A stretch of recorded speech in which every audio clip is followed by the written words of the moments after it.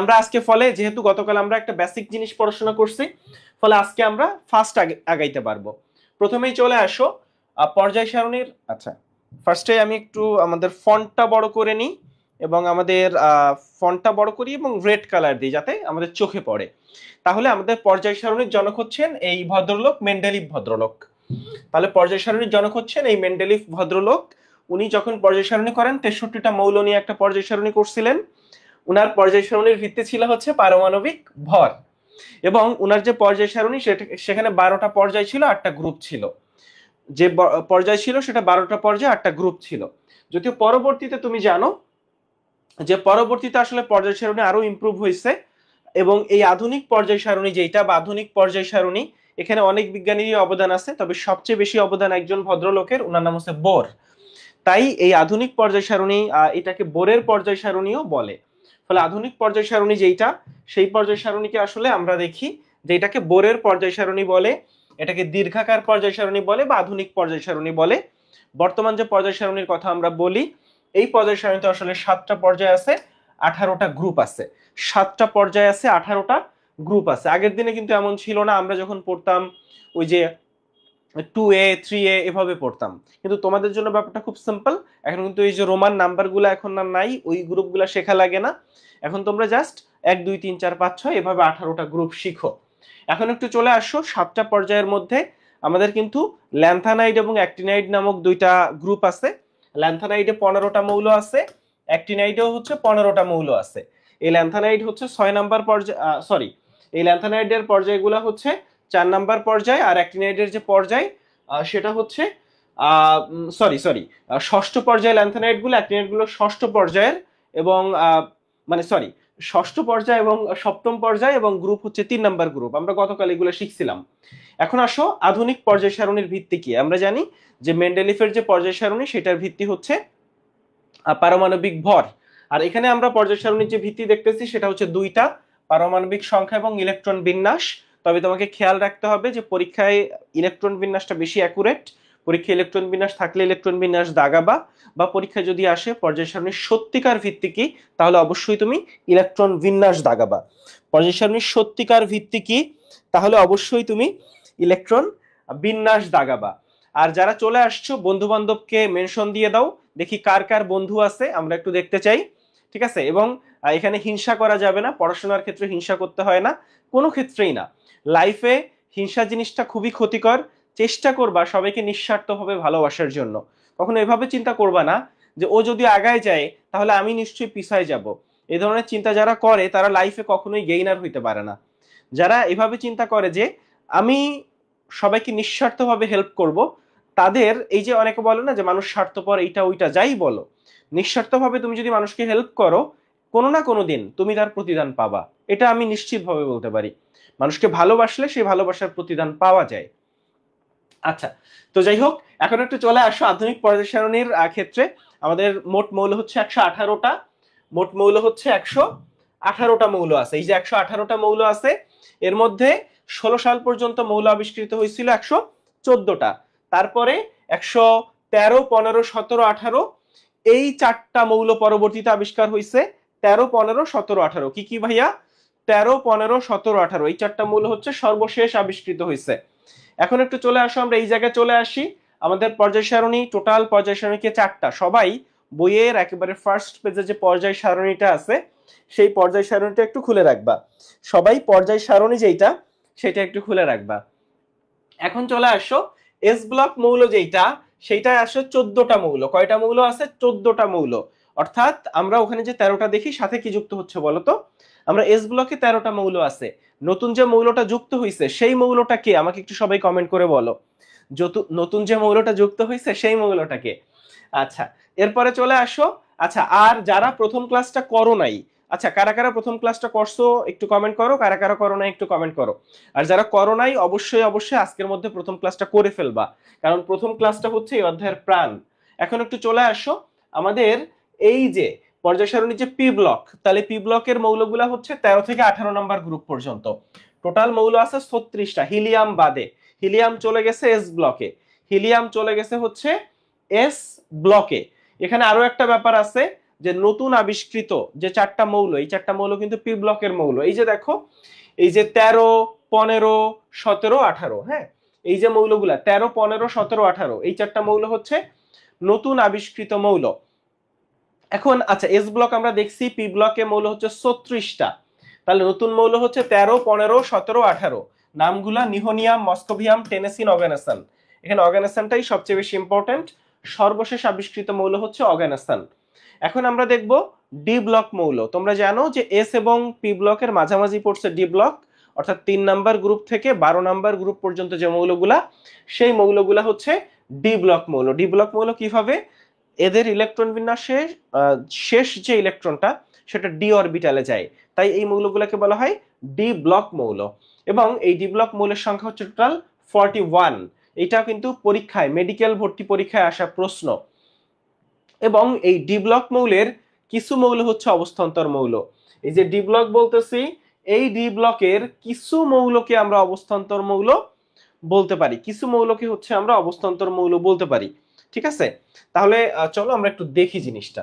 আচ্ছা, একটু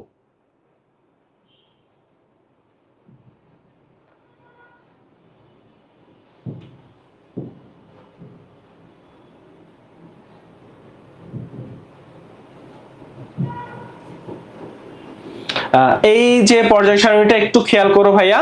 তাহলে আমাদের এই যে ডি ব্লকের অবস্থান্তর মৌল না কারা?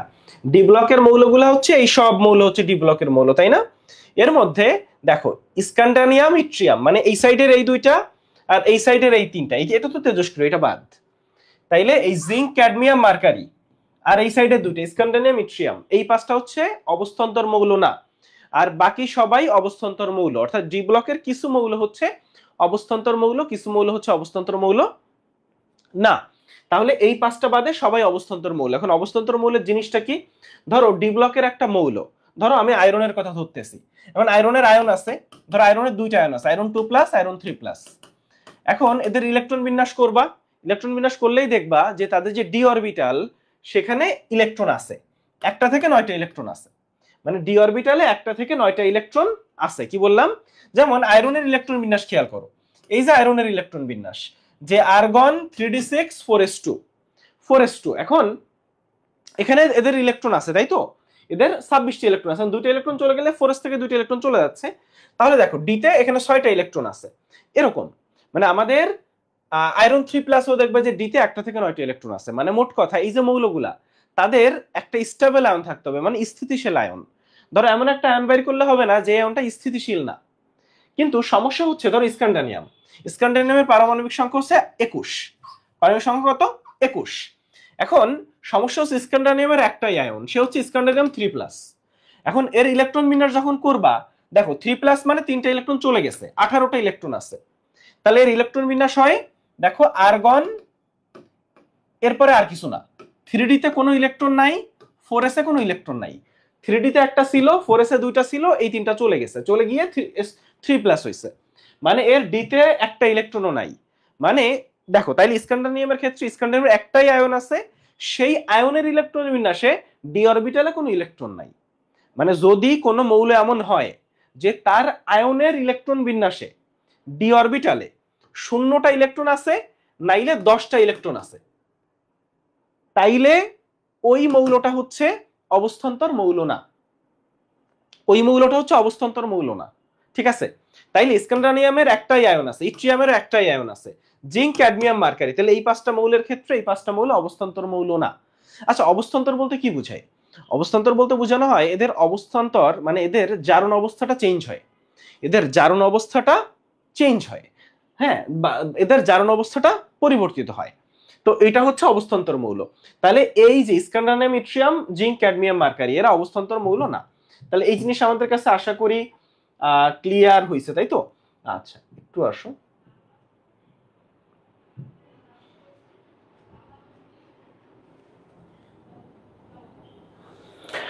আচ্ছা, ঠিক আছে। তাহলে অবস্থান্তর মৌলগুলা যারা, তাদের যে বৈশিষ্ট্যগুলো সেগুলো আমরা একটু পরে দেখবো। ডি ব্লক যখন দেখবো তখন কিন্তু আমরা এগুলো ব্যাখ্যা করে করে পড়বো, যেটা কেন পরিবর্তনশীল জারণ অবস্থা দেখায়, কেন রঙিন, কেন জটিল, কেন প্রভাবক, কেন প্যারাচুম্বক, প্রত্যেকটা জিনিস আমরা দেখবো। তাহলে এখানে বলা আছে দুইটা, যে স্ক্যান্ডিয়াম আর জিঙ্ক অবস্থান্তর মৌল না, কিন্তু আমি তোমাকে যে পাঁচটা বলছি কোনোটাই আসলে অবস্থান্তর মৌল না। এখন একটু চলে আসো, তাহলে আমরা বলতে পারি সব ডি ব্লক মৌল অবস্থান্তর মৌল না, কিন্তু সব অবস্থান্তর মৌলই ডি ব্লক মৌল। অর্থাৎ আমাদের যে ডি ব্লক মৌলগুলো আছে, ডি ব্লক মৌল কয়টা আছে? 41টা। 41টার ভিতর 5টাকে পাইছি যারা অবস্থান্তর মৌল না। তাহলে আমরা বলতে পারি সব অবস্থান্তর মৌলই ডি ব্লক মৌল, কিন্তু সব ডি ব্লক মৌল অবস্থান্তর মৌল না। এখন আসো আমরা একটু এফ ব্লক মৌল যেগুলা সেগুলা দেখতে চাই। তো এফ ব্লক মৌলের ক্ষেত্রে একটু চলে আসো। এফ ব্লক মৌল হচ্ছে টোটাল ল্যান্থানাইড আছে 15টা, অ্যাক্টিনাইড আছে 15টা, এই 30টা, তার ভিতর 3জন মৌল হচ্ছে ডি ব্লকের ভিতর চলে গেছে। সেই 3জন মৌলের নাম সবাই একটু লিখো। এই 30টা মৌলের 3জন মৌল চলে গেছে ডি ব্লকে, সেই 3টা মৌলের নাম সবাই লিখো। এখন আসো আমরা যে এফ ব্লক মৌলটা দেখতেছি, এফ ব্লক মৌল হচ্ছে ওই 3টা চলে গেলে 27টা মৌল। এখন খেয়াল করো ডি ব্লক মৌলের কিছু মৌল ছিল যারা হচ্ছে অবস্থান্তর মৌল না। ঠিক একইভাবে মানে ডি ব্লক মৌলগুলা কিছু মৌল হচ্ছে অবস্থান্তর মৌল, ঠিক একইভাবে এফ ব্লকের কিছু মৌল হচ্ছে অন্ত অবস্থান্তর মৌল। তাহলে ডি ব্লকের গুলা হচ্ছে অবস্থান্তর আর এফ ব্লকের গুলা হচ্ছে অন্ত অবস্থান্তর। অর্থাৎ অবস্থান্তরকে বলা হয় হচ্ছে ট্রানজিশনাল এলিমেন্ট, আর এটা হচ্ছে ইনার ট্রানজিশন এলিমেন্ট। ঠিক একইভাবে ডি ব্লকের অবস্থান্তর হওয়ার শর্ত কি ছিল? তাদের আয়নের ইলেকট্রন বিন্যাসে, তাদের আয়নের, আবারও বলি এখানে ভুলটা কই হবে, মৌলের ইলেকট্রন বিন্যাস করবা তুমি না, ওদের মিনিমাম একটা স্টেবল আয়ন, স্থায়ী আয়নের ইলেকট্রন বিন্যাস করে যদি তুমি পাও তাইলে হচ্ছে সে অবস্থান্তর মৌল। তাইলে আয়নের ইলেকট্রন বিন্যাস করতে হবে। এফ অরবিটালের ক্ষেত্রেও তাই, যে এদের আয়নের ইলেকট্রন বিন্যাসে এফ অরবিটালে যদি 1টা থেকে 13টা ইলেকট্রন থাকে তাইলে তারা অন্ত অবস্থান্তর মৌল, নাইলে অন্ত অবস্থান্তর মৌল না।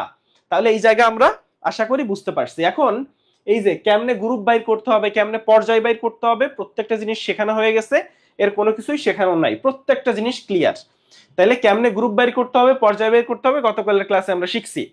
এখন চলে আসো পর্যায় সারণীর সত্যিকার ভিত্তি হচ্ছে ইলেকট্রন বিন্যাস। আবারও বলি, পর্যায় সারণীর অনেক ভিত্তি আছে, কিন্তু সত্যিকার ভিত্তি হচ্ছে ইলেকট্রন বিন্যাস। আরো ভিত্তি আছে যেমন পারমাণবিক সংখ্যা।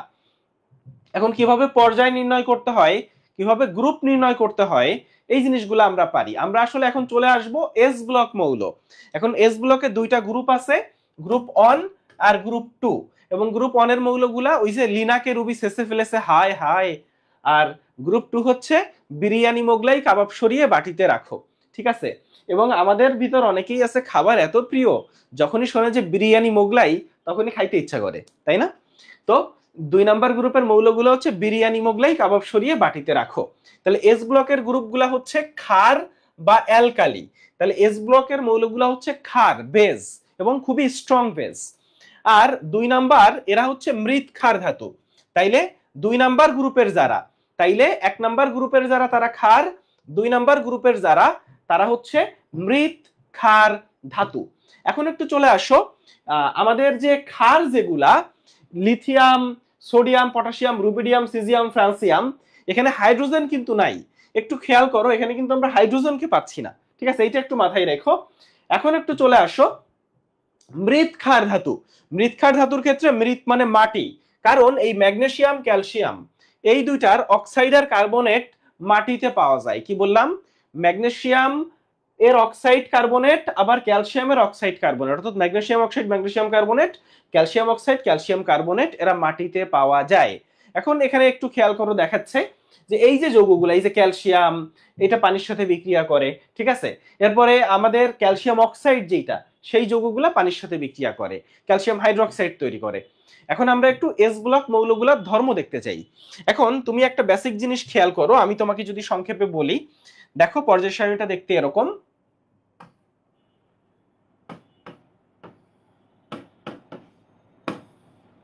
তাই না? এই যে এটা ল্যান্থানাইড, একটা অ্যাক্টিনাইড, এটা এস ব্লক, এটা পি ব্লক, এটা ডি ব্লক।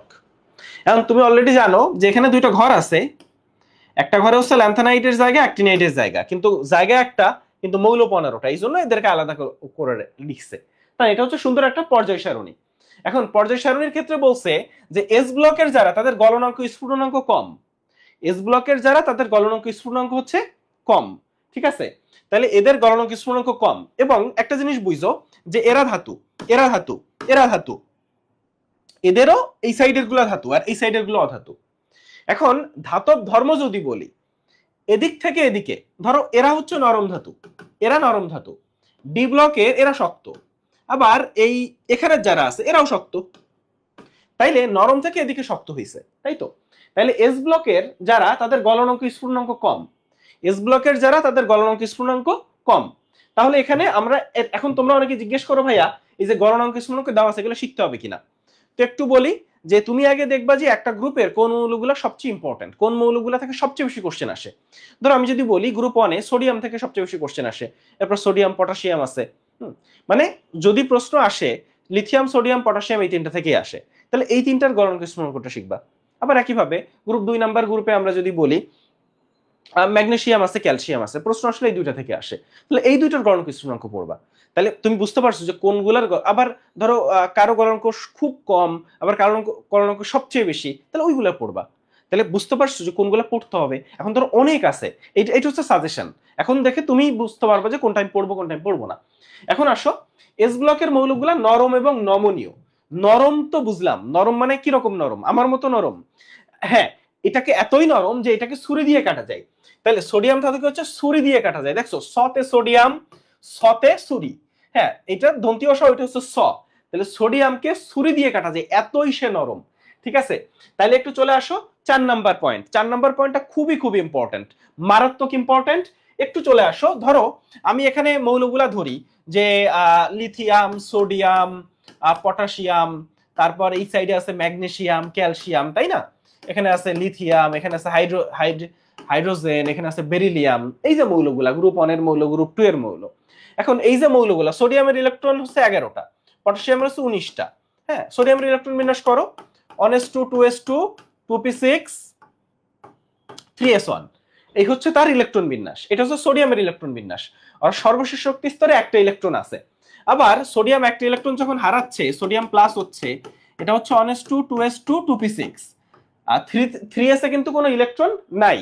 এখন দেখো গ্রুপ 1 এবং গ্রুপ 2 এর ক্যাটায়ন যেগুলা, ক্যাটায়নগুলা ধরো magnesium 2+, beryllium 2+, calcium 2+, potassium plus, sodium plus, lithium plus, hydrogen plus, এই যে মৌলগুলা, এই যে মৌলগুলা, এই প্লাস যে মৌলগুলা, এদের কিন্তু বিজোড় ইলেকট্রন নাই, এদের বিজোড় ইলেকট্রন। এখানে বিজোড় ইলেকট্রনই সবকিছু, বিজোড় ইলেকট্রন সবকিছু কেন ব্যাপারটা বুঝছো। ধরো এই হচ্ছে সোডিয়ামের নিউক্লিয়াস, সর্বশেষ শক্তি স্তরে একটা ইলেকট্রন আছে। এই ইলেকট্রনটা যখন লাফ দিয়ে এই শক্তি স্তরের বাইরে চলে যায়, ইলেকট্রনটা যখন লাফ দিয়ে এই শক্তি স্তরের বাইরে চলে যায়, তখন যখন সে শক্তি স্তরের বাইরে চলে যায়, বা ধরো এই কক্ষপথের বাইরে যায় বা উপরের শক্তি স্তরে যায়, তাই না? তখন সে কিছু পরিমাণ শক্তি, ধরো এই যে আলো, আলোর ধরো আমাদের দৃশ্যমান বর্ণালী আছে না, বেনিয়া সহ কলা, 7টা কালার আছে, 7টা কালারের কোনো একটা কালার সে শোষণ করে, কোনো একটা কালার সে শোষণ করে। ধরে নিচ্ছি নীল কালার সে শোষণ করছে, তাহলে বাকি 6টা কালার মিক্সড হয়ে যে কালারটা পাওয়া যায় সেই কালারটাই সে দেয়। তাইলে আবারও বলি, বিজোড় ইলেকট্রন থাকলে ও যখন লাভ দেয় তখন সে কিছু শক্তি শোষণ করে, সে কিছু শক্তি শোষণ করে। এই যে শক্তিটা সে শোষণ করলো, এই শক্তিটা হইতে পারে ধরো নীল আলোর তরঙ্গ দৈর্ঘ্য, এই নীল আলোর তরঙ্গ দৈর্ঘ্য। তাহলে বাকি 6টা কালার বাকি রয়ে গেছে, ওই 6টা কালার মিক্স হয়ে যে কালার পাবে, ওই কালারটাই তুমি চোখ দিয়ে দেখবা। মানে একটা শোষিত হয়, বাকি 6টা কি হয়, বাকি 6টা তোমার চোখে ফেরত আসে। তাহলে ওই 6টা মিলাই যে কালার সেটা তুমি দেখো। তাইলে এই বিজোড় ইলেকট্রন এদের আছে, তাইলে এই গ্রুপ 1 আর গ্রুপ 2 এর মৌল যেগুলা তাদের বিজোড় ইলেকট্রন আছে, তাই তারা বর্ণ যুক্ত হবে। তাহলে সোজা বাংলা, গ্রুপ 1 এর গ্রুপ 2 এর মৌলগুলার বিজোড় ইলেকট্রন থাকলে বর্ণযুক্ত, আর যদি ক্যাটায়ন হয় তাইলে তারা বর্ণহীন। ব্যাপারটা ক্লিয়ার? আবারও বলি, ক্যাটায়ন হইলে বর্ণহীন, বিজোড় ইলেকট্রন হইলে বর্ণযুক্ত। ক্যাটায়ন যদি হয় তাইলে বর্ণহীন, বিজোড় ইলেকট্রন হইলে বর্ণযুক্ত। এটা সব ক্ষেত্রে প্রযোজ্য, এটা সব ক্ষেত্রে প্রযোজ্য। দেখো খেয়াল করো, ধরো এখানে সোডিয়াম প্লাস আছে, সোডিয়াম প্লাস আছে, পটাশিয়াম প্লাস আছে, ম্যাগনেসিয়াম 2+ আছে, এদের সবার ইলেকট্রন বিন্যাস করো, বিজোড় ইলেকট্রন নাই, বিজোড় ইলেকট্রন নেই। আবার সোডিয়াম, পটাশিয়াম, ম্যাগনেসিয়াম মানে গ্রুপ 1 এবং গ্রুপ 2 সব মৌলের। তাহলে মৌলগুলার ক্যাটায়নগুলার বিজোড় ইলেকট্রন নাই, মৌলগুলার বিজোড় ইলেকট্রন আছে। তাহলে বিজোড় ইলেকট্রন থাকলে সেই বিজোড় ইলেকট্রন যখন লাফ দেয়, লাফ দিয়ে যায়, তখন কিছু যে আলোর তরঙ্গ দৈর্ঘ্য শোষণ করে, বাকি 6টা কালার প্রতিফলিত হয়ে তোমার চোখে যে কালার দেখা যায় সেইটা। তাহলে বিজোড় ইলেকট্রন আছে মানে বর্ণ দিবে, বর্ণ দেবে। আর বিজোড় ইলেকট্রন নেই তাই ক্যাটায়নগুলো বর্ণহীন। বিজোড় ইলেকট্রন নাই তাই ক্যাটায়নগুলো বর্ণহীন। কি বলছি? বিজোড় ইলেকট্রন নাই তাই ক্যাটায়নগুলো হচ্ছে বর্ণহীন। আরো একটা ব্যাপার আছে, এই ক্যাটায়নগুলো বর্ণহীন শুধু তা না, এরা ডায়াম্যাগনেটিক। ডায়াম্যাগনেটিক। আর এরা হচ্ছে এই গ্রুপ 1 আর গ্রুপ 2 এর মৌলগুলো হচ্ছে প্যারাম্যাগনেটিক। আচ্ছা ভাইয়া, প্যারাম্যাগনেটিক বা ডায়াম্যাগনেটিক হওয়ার রেজাল্টটা কি? রেজাল্টটা তোমারে বুঝাই। ধরো এখানে 1s2 2s2 2p6, এটা হচ্ছে সোডিয়াম প্লাসের ইলেকট্রন বিন্যাস। এন্ড পিতে ঘর আছে 3টা, এন্ড প্রত্যেকটা ঘরে তুমি জানো যে বিপরীতমুখী করে 2টা ইলেকট্রন আছে। এখন মনে রাখবা, একটা ইলেকট্রন যখন ঘুরে তখন ওইখানে একটা চুম্বক ক্ষেত্র তৈরি হয়। একটা ইলেকট্রন যখন ঘুরে তখন ওইখানে একটা চুম্বক ক্ষেত্র তৈরি হয়, ছোটখাটো চুম্বক ক্ষেত্র। কিন্তু যখনই একটা অরবিটালে 2টা ইলেকট্রন থাকে, এখন একটা অরবিটালে 2টা ইলেকট্রন থাকলে তুমি খেয়াল করছো একটা ইলেকট্রন ঘুরে এদিকে আর একটা ইলেকট্রন ঘুরে এদিকে, দুইটা দুই দিকে ঘুরে। ফলে একটা ঘুরতেছে এদিকে আর একটা ঘুরতেছে এদিকে, ফলে দুইজনই আলাদা চুম্বক ক্ষেত্র তৈরি করতেছে এবং দুইটা বিপরীত চুম্বক ক্ষেত্র। ফলে আলটিমেটলি মোটামুটি জিনিসটা নিউট্রাল হয়ে যাচ্ছে, মানে এখানে কোনো চুম্বক ক্ষেত্র থাকতেছে না, এখানে কোনো চুম্বক ক্ষেত্র থাকতেছে না। মানে মোট কথা, বিজোড় ইলেকট্রন যখন থাকে, একটা সিঙ্গেল ইলেকট্রন থাকে, ও একটা চুম্বক ক্ষেত্র তৈরি করে। কিন্তু 2টা ইলেকট্রন যখন একটা অরবিটালে থাকে তখন এই দুইজন চুম্বক ক্ষেত্রটাকে নিউট্রাল করে দেয়, মানে এখানে কোনো চুম্বক ক্ষেত্র থাকে না। এখন খেয়াল করো, ক্যাটায়ন যেগুলা তাদের কোনো সিঙ্গেল ইলেকট্রন নাই, কারো সিঙ্গেল ইলেকট্রন নাই, সবগুলোতে জোড়া জোড়া, আর জোড়া জোড়া থাকলে সেখানে কোনো চুম্বক ক্ষেত্র নাই। আচ্ছা, তাইলে মোট কথা এদের চুম্বক ক্ষেত্র নেই, এদের চুম্বক ক্ষেত্র নেই। তো যেহেতু এদের চুম্বক ক্ষেত্র নেই, যেহেতু এদের চুম্বক ক্ষেত্র নাই, তাই আরেকটা চুম্বক, ধরো আরেকটা চুম্বক কে সে আকর্ষণ করতে পারবে না, মানে আরেকটা চুম্বককে সে বিকর্ষণ করবে, তাই এরা ডায়াম্যাগনেটিক। আর এদের যেহেতু সিঙ্গেল ইলেকট্রন আছে, সেই সিঙ্গেল ইলেকট্রনটা একটা চুম্বক ক্ষেত্র তৈরি করে, সেই সিঙ্গেল ইলেকট্রন একটা চুম্বক ক্ষেত্র তৈরি করে, ফলে সেইটা একটা চুম্বককে আকর্ষণ করে, তাই এরা প্যারাম্যাগনেটিক। প্যারাম্যাগনেটিক হচ্ছে যারা চুম্বককে আকর্ষণ করে, আর ডায়াম্যাগনেটিক হচ্ছে যারা চুম্বককে বিকর্ষণ করে। তাহলে আবারও বলি, ক্যাটায়নগুলা হচ্ছে বর্ণহীন এবং ডায়াম্যাগনেটিক, আর মৌলগুলা হচ্ছে বর্ণযুক্ত এবং প্যারাম্যাগনেটিক। মৌলগুলা হচ্ছে বর্ণযুক্ত এবং প্যারাম্যাগনেটিক। তাহলে একটা জিনিস খেয়াল করো, ধরো আমি যদি বলি যে সোডিয়াম হাইড্রোক্সাইড, বা আমি তোমাকে জিজ্ঞেস করলাম পটাশিয়াম হাইড্রোক্সাইড, এরা কি বর্ণ দিবে? এখন খেয়াল, সোডিয়াম হাইড্রোক্সাইড মানে সোডিয়াম প্লাস, পটাশিয়াম হাইড্রোক্সাইড মানে পটাশিয়াম প্লাস। হ্যাঁ, তো সোডিয়াম প্লাস বা পটাশিয়াম প্লাস এর হচ্ছে ক্যাটায়ন। ফলে ক্যাটায়নগুলো যেহেতু বর্ণহীন, ফলে এই সোডিয়াম হাইড্রোক্সাইডও বর্ণহীন, এই পটাশিয়াম হাইড্রোক্সাইডও বর্ণহীন। যেহেতু ক্যাটায়নগুলো বর্ণহীন, তাই সোডিয়াম হাইড্রোক্সাইডও বর্ণহীন, পটাশিয়াম হাইড্রোক্সাইডও বর্ণহীন। এখন আসো, তাহলে ভাইয়া, তাহলে আমাদের এইগুলো বর্ণহীন, কিন্তু সেই হিসেবে ধর আমি যদি বলি potassium permanganate, potassium dichromate K2Cr2O7, আবার CrO4 2-, এই যে যৌগগুলা, এই যৌগগুলা হচ্ছে পটাশিয়ামের প্লাস ক্যাটায়ন আর কি, তাই এদেরও বর্ণহীন হওয়ার কথা। কিন্তু এটা হচ্ছে ব্যতিক্রম, এটা হচ্ছে ব্যতিক্রম, এই যৌগগুলা বর্ণযুক্ত। তাহলে এটা ব্যতিক্রম, এই যৌগগুলা বর্ণযুক্ত। ক্লিয়ার জিনিসটা? তাহলে এইটা ব্যতিক্রম, এই যৌগগুলা বর্ণযুক্ত। এই কনসেপ্টটা সবাই বুঝছো কিনা সবাই বলো, এই ব্যাপারটা আমরা সবাই বুঝতে পারছি কিনা?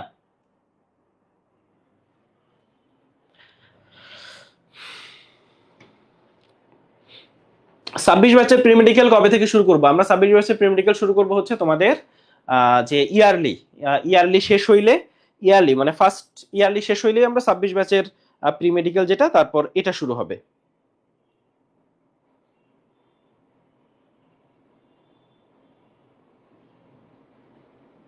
আচ্ছা, ক্লিয়ার, গুড। ওকে, তাহলে একটু চলে আসো, আমরা একটু বইয়ে ফেরত যাই। আচ্ছা, তাহলে আহা,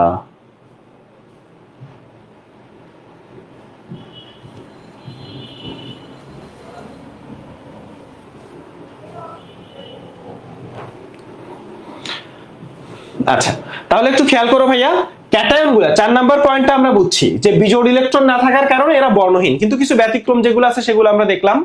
ঠিক বিজোড় ইলেকট্রন না থাকার কারণে এরা ডায়াম্যাগনেটিক, অর্থাৎ ডায়াম্যাগনেটিক কারা? ক্যাটায়ন গুলা। কিন্তু মৌলগুলা কিন্তু প্যারাম্যাগনেটিক। আবারও খেয়াল করো, মৌলগুলা প্যারাম্যাগনেটিক, ক্যাটায়ন গুলা ডায়াম্যাগনেটিক, ক্যাটায়ন গুলা বর্ণহীন। 2 নম্বরে চলে আসো, গ্রুপ অনের মৌল ধাতুগুলার আয়নীকরণ শক্তি সবচেয়ে কম। এখন তোমাকে এই জিনিসটা আমরা গতকাল শিখাইছিলাম, এই জিনিসটা আমরা গতকাল শিখছি যে এদের আয়নীকরণ শক্তি সবচেয়ে কমের যে ব্যাপারটা, যে তুমি একটা পর্যায় সারণী আঁকবা, তুমি একটা পর্যায় সারণী আঁকবা, এই যে একটা পর্যায় সারণী আছে, এই যে পর্যায় সারণী আছে, এবং তুমি অলরেডি জানো যে একই গ্রুপে যদি নিচের দিকে আসো বা একই পর্যায়ে যদি বাম থেকে ডানে যাও। আচ্ছা, আমাদের আজান দিচ্ছে, আজানের জন্য আমরা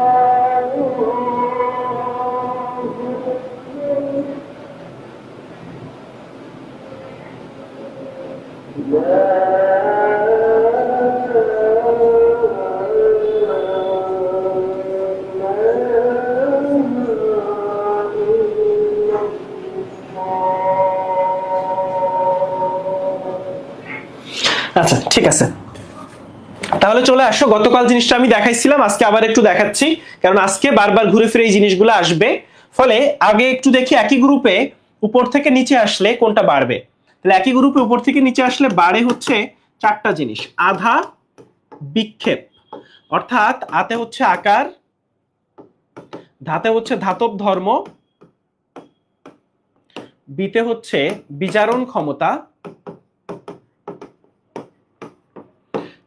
আর 4 হচ্ছে অক্সাইডের ক্ষারকীয় ধর্ম। 4 কোনটা বললাম ভাইয়া? অক্সাইডের ক্ষারকীয় ধর্ম। বাকি সবকিছু একই গ্রুপে কিন্তু কমে, তাইলে আমরা এভাবে লিখতে পারি বাকি সব কমে। ঠিক একইভাবে একই পর্যায়ে যখন বাম থেকে ডানে যাচ্ছ তখন এই যে চারটা বৈশিষ্ট্য এই চারটা কমে। অর্থাৎ আমরা এভাবে বলতে পারি যে একই গ্রুপে, আমরা এভাবে লিখি, গ্রুপে আধা বিক্ষেপ বাড়ে আর পর্যায়ে আধা বিক্ষেপ কমে। অর্থাৎ পর্যায়ে যখন এদিক থেকে এদিকে আসবে আকার কমে, ধাতব ধর্ম কমে, বিজারণ ক্ষমতা কমে, অক্সাইডের ক্ষারকীয় ধর্ম কমে। তাহলে এদিক থেকে এদিকে কি বাড়ে সেটা একটু দেখি। তাহলে একই পর্যায়ে বাড়ে হচ্ছে আয়নীকরণ শক্তি, আয়নীকরণ শক্তি, ইলেকট্রন আসক্তি, তড়িৎ ঋণাত্মকতা, ঋণাত্মকতা। এরপরে আমরা বলতে পারি অধাতব ধর্ম বাড়ে, বিজারণ ক্ষমতার উল্টা দিলে জারণ ক্ষমতা বাড়ে, অক্সাইডের ক্ষারকীয় ধর্মের উল্টা বললে অক্সাইডের অম্লীয় ধর্ম বাড়ে। এভাবে অনেক কিছুই বাড়ে, এভাবে অনেক কিছুই হচ্ছে ভাইয়া বাড়ে। এখন খেয়াল করো ভাইয়া, এখন দেখো হয়ে গেল। হ্যাঁ, গ্রুপ 1 এর ধাতুগুলোর আয়নীকরণ শক্তি সবচেয়ে কম। এখন তুমি বুঝতে পারছো যে আয়নীকরণ শক্তি এদিক থেকে এদিকে বাড়ে। ফলে আয়নীকরণ শক্তি আমি যদি বলি যে এদিক থেকে এদিকে বাড়ে, তাহলে আমি তোমাকে একটা কোশ্চেন করি, বলো তো কাদের আয়নীকরণ শক্তি বেশি, ল্যান্থানাইডের নাকি পি ব্লকের? কাদের আয়নীকরণ শক্তি বেশি, ল্যান্থানাইডের নাকি ডি ব্লকের? এইটা বলো, ল্যান্থানাইডের নাকি ডি ব্লকের, কার আয়নীকরণ শক্তি বেশি? জিনিসটা বুঝো যে এখানে এস ব্লক, তারপরে কিন্তু ল্যান্থানাইড অ্যাক্টিনাইড আছে, মানে এই ডি ব্লকের শুরুতে, তারপর ডি ব্লক, তারপর হচ্ছে পি ব্লক।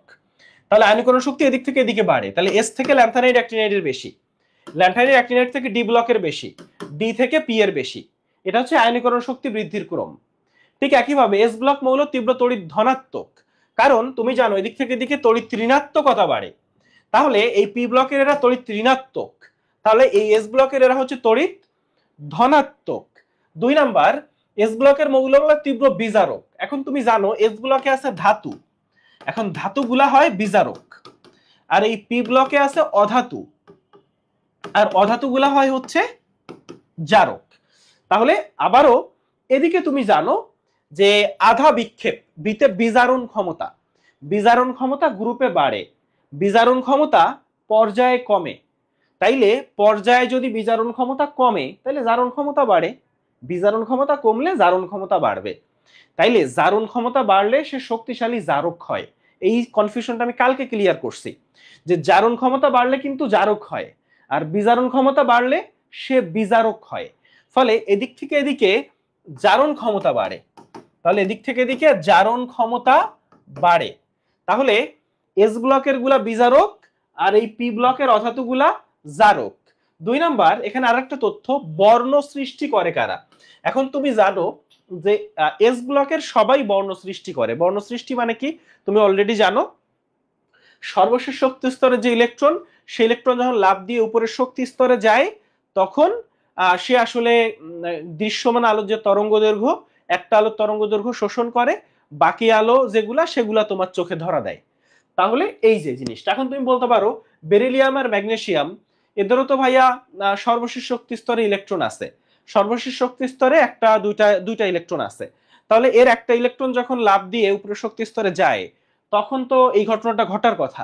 কিন্তু সমস্যা হচ্ছে বেরিলিয়ামের ম্যাগনেসিয়ামের সর্বশেষ শক্তি স্তরের যে ইলেকট্রন, এরা লাফ দিয়ে নরমালি উপরের শক্তি স্তরে যায় না, এরা যাইতে চায় না, এরা বিক্রিয়া করতে চায় না। কি বললাম?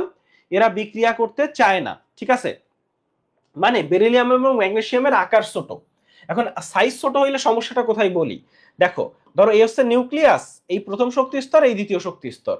এখন বেরিলিয়ামের যে দুইটা শক্তি স্তর আছে, প্রথম শক্তি স্তরে দুইটা ইলেকট্রন আছে, 2 নম্বর শক্তি স্তরে আলো দুইটা ইলেকট্রন আছে। এখন নিউক্লিয়াস থেকে যে সর্বশেষ ইলেকট্রন গুলা এগুলা খুব কাছে, তো কাছে থাকলে কি হয় তুমি জানো যে নিউক্লিয়াস আর ইলেকট্রন একজন আরেকজনকে ভালোবাসে, এখানে প্রচন্ড ভালোবাসা কাজ করে। এবং মনে রাখবা এই ভালোবাসা ওই যে আসে না, একটা কথা আছে না, কাছে আসলে ভালোবাসা বাড়ে, তো ব্যাপারটা ওই রকম যে তারা যত কাছে থাকে ভালোবাসা তত বাড়ে। তো নিউক্লিয়াস এবং এই সর্বশেষ শক্তিশালী ইলেকট্রনগুলা ভালোবাসা এত বেশি যে ইলেকট্রনগুলা নরমালি সাধারণত এই শক্তি স্তর ত্যাগ করে বাইরে যায় না, এই শক্তি স্তর ত্যাগ করে বাইরে যায় না। তো এই যে ধাতব লবণ বুনসেন শিখায় বর্ণ দেয় না, মানে যখনই ধাতব লবণ দিয়ে ওর ইলেকট্রনকে বাইর করতে চাও, এই ধাতব লবণ ওর ইলেকট্রনকে বাইর করতে পারে না। এখন কেউ পারে না তা কিন্তু না। এখন ধরো এই মানে বুনসেন শিখায় বর্ণ দেয় না, কারণ বুনসেন শিখায় যেটা হয় যে বুনসেন শিখায় এই ধাতব লবণ দিয়ে এই ইলেকট্রনকে বাইর করার চেষ্টা করা হয়, কিন্তু ওই ধাতব লবণ এই ইলেকট্রনকে বাইর করার জন্য এনাফ স্ট্রং না। কিন্তু নরমালি তুমি জানো যে ধরো ম্যাগনেসিয়াম ক্লোরাইড এই যৌগ কিন্তু গঠিত হয়, মানে ইলেকট্রন বাইর হয় না তা না, কিন্তু বুনসেন শিখায় বাইর করা যায় না। তাই বুনসেন শিখায় বাইর করা যায় না বলে বুনসেন শিখায় বর্ণ দেয় না। ব্যাপারটা কি ক্লিয়ার? ব্যাপারটা ক্লিয়ার হয়েছে?